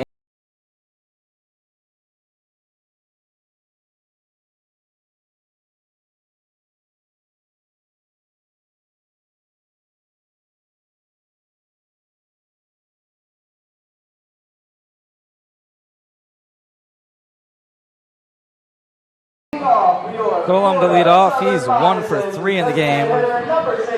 Single and a run scored back in the 4th for Isaiah.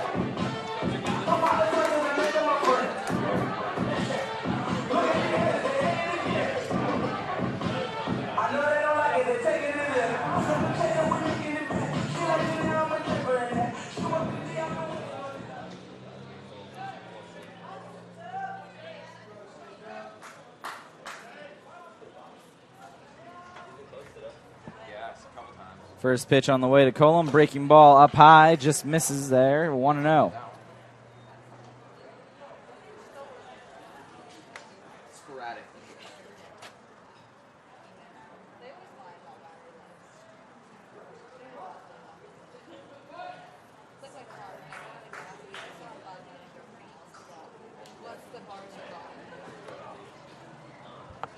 One-0 delivery on the way. Swing and a miss. 1-1.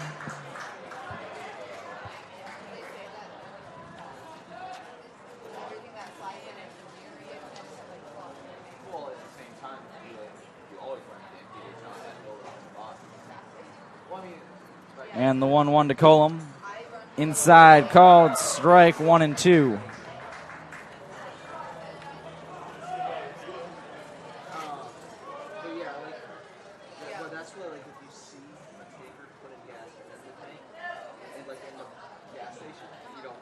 The 1-2 on the way. In the dirt, 2-2. Good hold by Isaiah.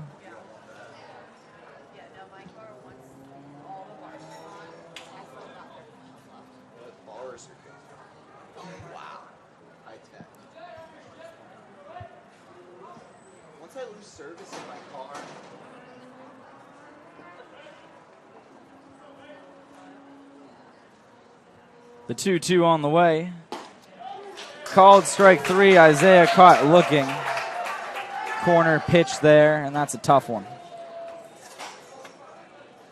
Now batting second baseman, number 9, Ricky Gonzalez. That'll bring up Ricky Gonzalez. Ricky also 1 for 3 with a run scored. That one came in the 4th inning as well, part of that 2-run inning for the Mocs.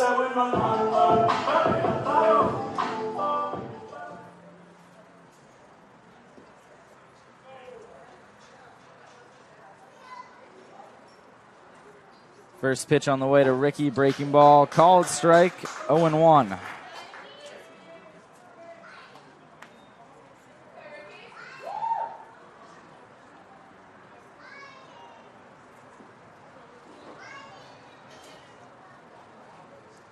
Oh, 0-1 pitch, nubbed foul off the cap of the bat, 0-2.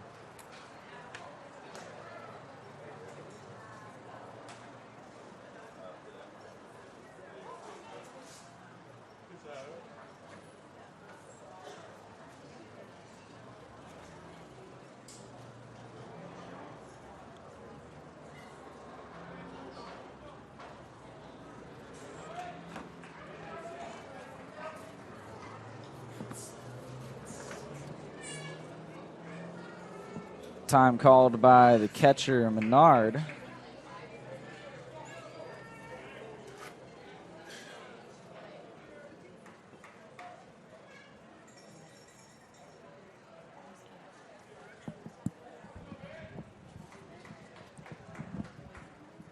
O2 on the way to Ricky. Just missed, 1-2. Ricky might have got away with one there.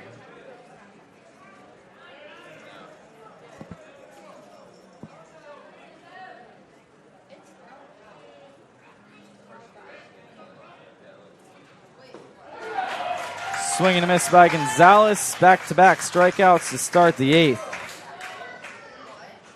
And 2 outs now for Ryan Now Frost. batting center fielder number 1, Ryan Frost. I will get a corner with the body scheming dog. Now short backward looking like Dollar. It's so big.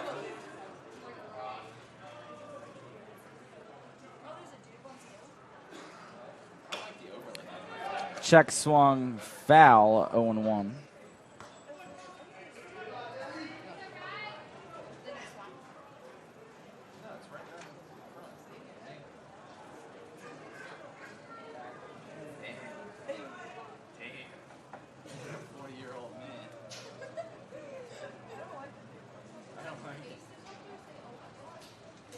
Oh, 1 pitch, swing and a miss, 0-2 for Frost.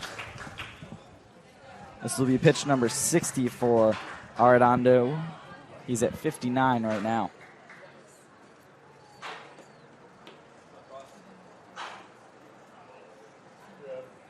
And the 0-2 pitch. Frost, center field. Doesn't have the legs. Going to hang in for Smith, who makes the catch to retire the side, and we're going to head to the top of the 9th here at Henley Field. Mox trailing by 1.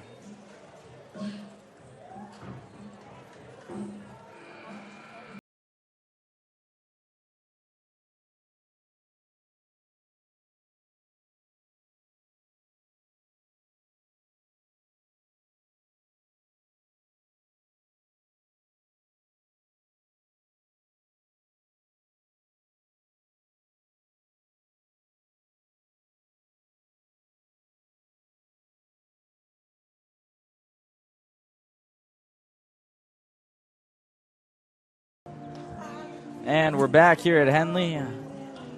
Cole Crowder on the mound for inning number 2 of work after a 10-pitch 8th in which he retired the side in order, struck out 1. He'll have the top of the order, Toribello, Earhart, and Servin due up here in the 9th.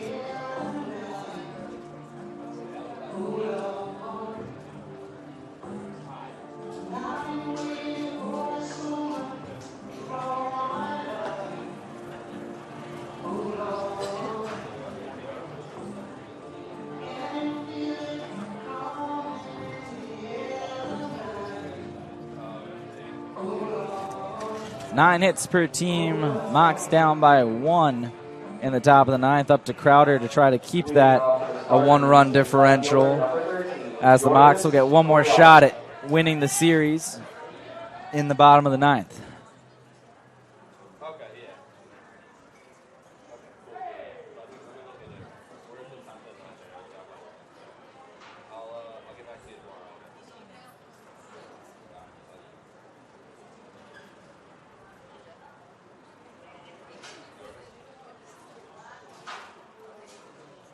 First pitch to Yorvis, breaking ball down low, 1-0.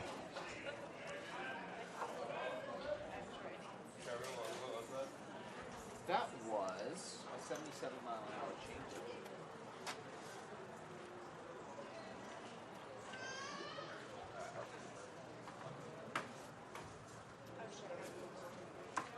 The 1-0. Down low, 2-0, fastball missed low.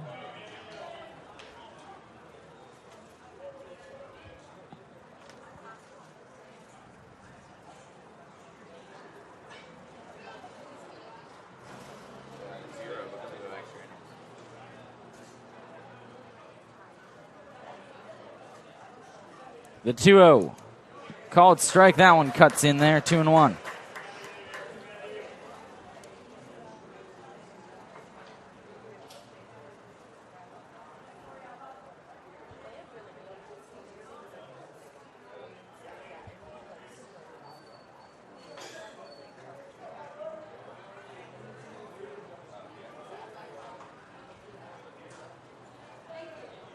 Two-one pitch, down and in, 3-1 on Yorvis. Reached base all 4 times, 2 singles, a homer, and a walk. He scored 3 of the 6 runs for the Spartans.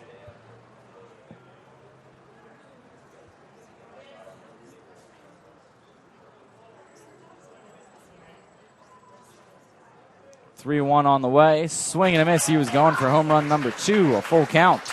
The 6th for Mox pitching.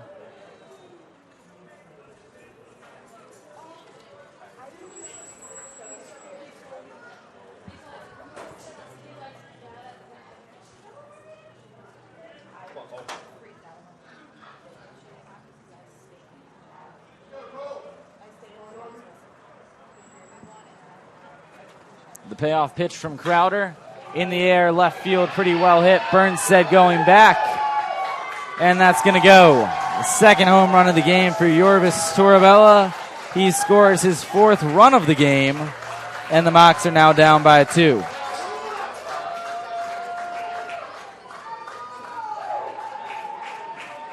A 4-hit night on base 5 times for Yorvis.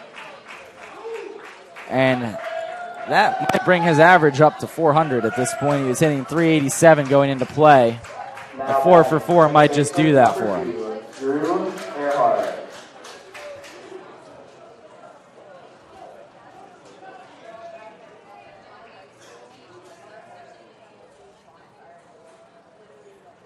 Drew Earhart up to the plate now.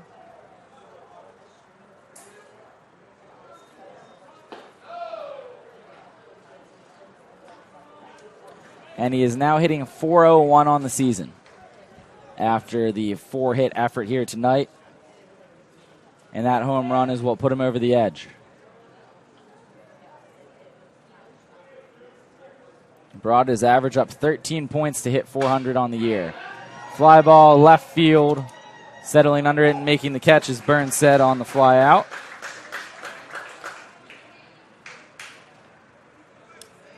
Now batting, designated hitter, number 44, Danny Servant.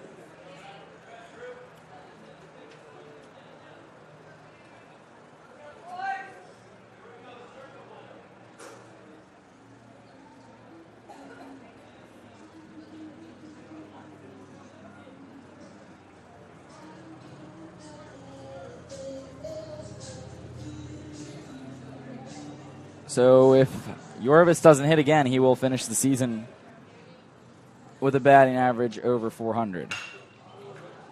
Fly ball, center field, Frost under it, makes the catch for the 2nd out. Brings up Sam Freitas. Now batting, right fielder, number 28, Sam Freitas.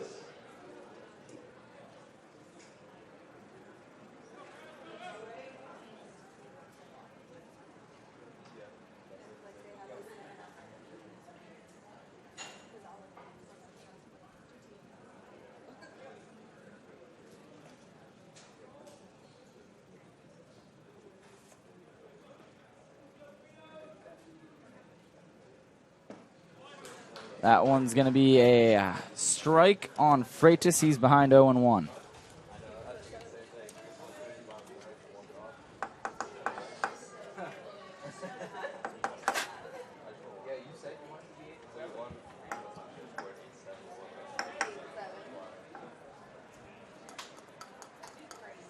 And the 0-1. Breaking ball called strike, 0-2.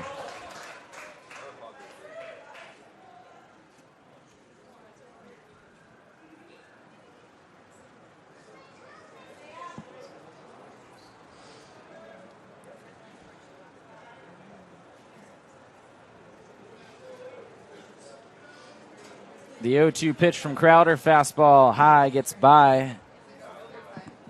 Goebel, and it's a 1-2 count now for Sam.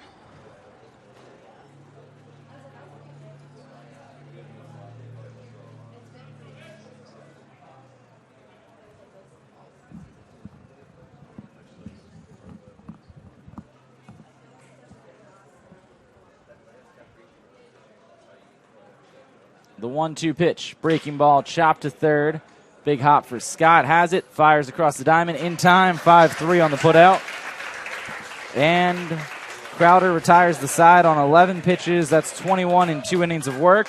But the damage is done as Yorvis's leadoff home run makes this a 2-run game. Knox will have to play comeback in the bottom of the 9th after this.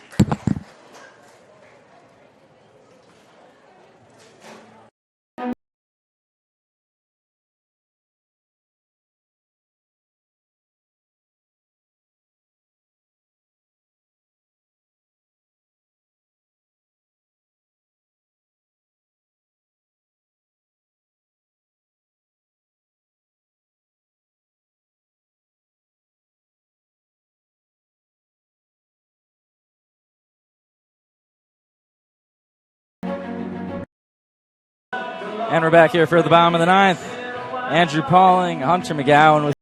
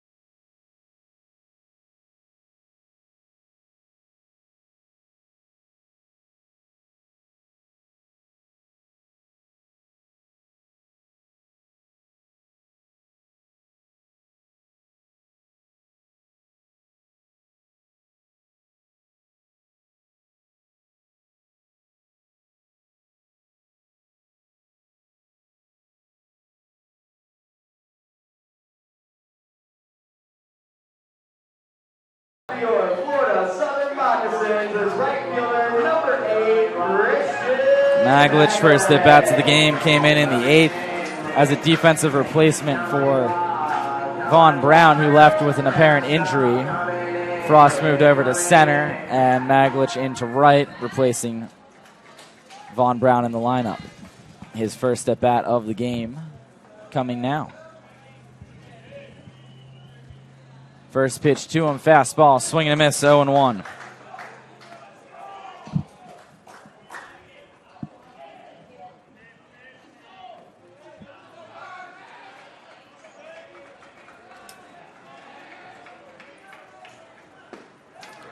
That one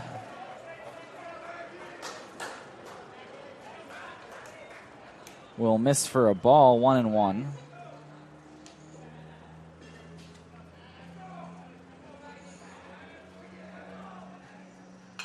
Foul to the backstop, 1-2 now. Maglich, a couple of healthy cuts.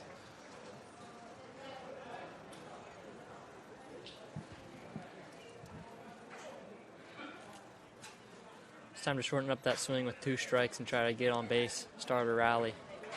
And it gets on, he can bring the tying run to the plate. The 1-2. Breaking ball. Just missing. Maglich with a second chance here. That one not off by much. That's either a very great take or he got frozen, because that was a good pitch there.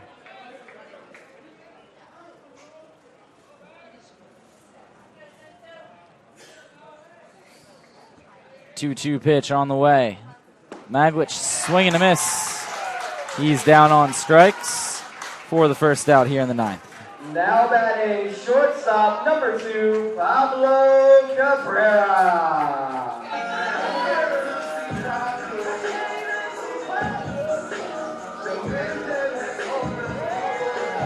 Brings Cabrera to the plate. Pablo, 2 for 4, 2 RBIs, a run scored, and a stolen base.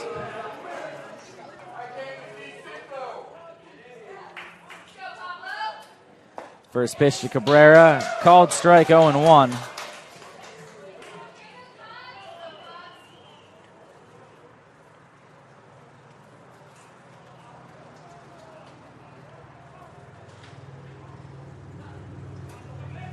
0-1 on the way. Cabrera lines it to right field. That's going to get down. A fair ball inside the right field line. Pablo rounds first, and he's going to make it into second with a double. Tying run comes to the plate. Cabrera, his third hit of the game.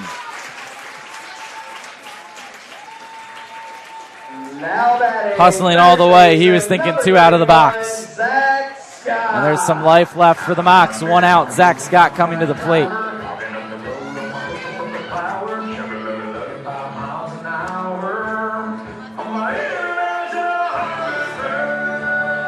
Scott with a chance to tie here. A double and a run scored his last at bat. A double and an RBI in the first. He's 2 for 4. And they're shifting the outfield the other way for Scott. Or actually, both corners going more towards their respective foul lines. First pitch to Zach, breaking ball in the dirt. Cabrera holds 1-0. The gap in right center is huge. Massive gap in right center. Triples beware out there. There's a lot of room.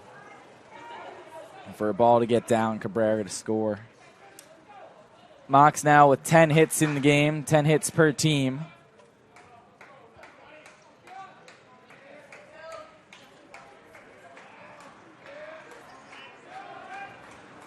One-0 pitch on the way.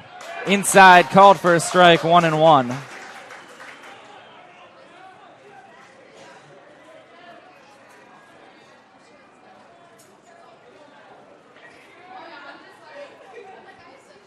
This will be pitch number 70 for Arredondo. 1-1 count, runner on second, 1 away for the Mocs. And the pitch to Scott. Inside, ball 2, 2-1.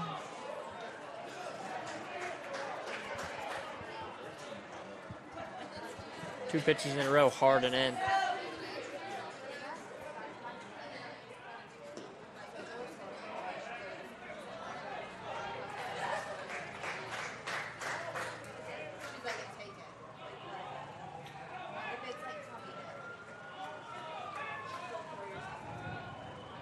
The 2-1 on the way. Scott, fly ball, right field, foul, and out of play. 2-2.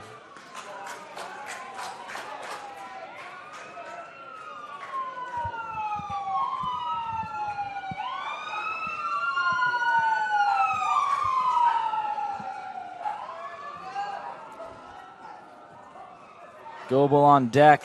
Teeter in the hole for the Mocs.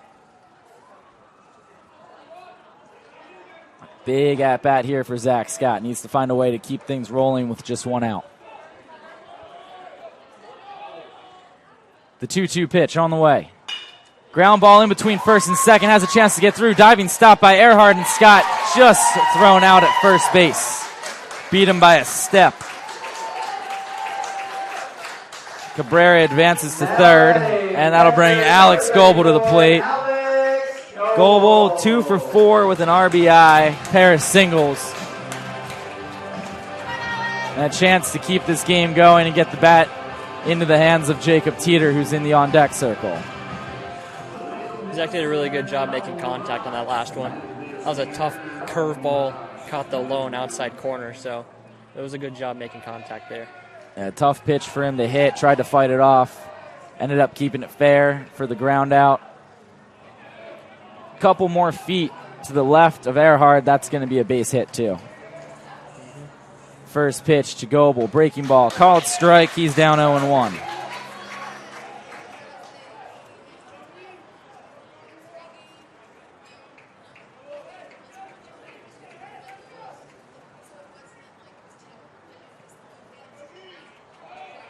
Oh, 0-1 pitch on the way.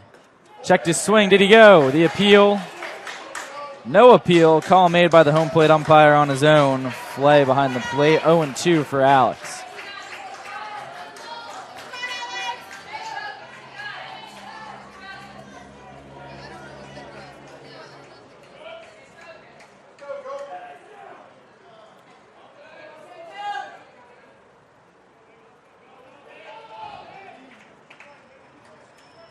Oh, 0-2 pitch.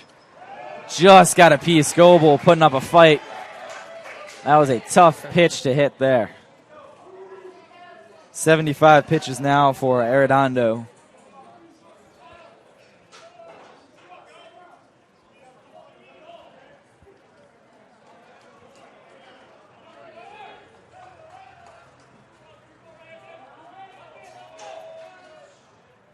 And the 0-2 again.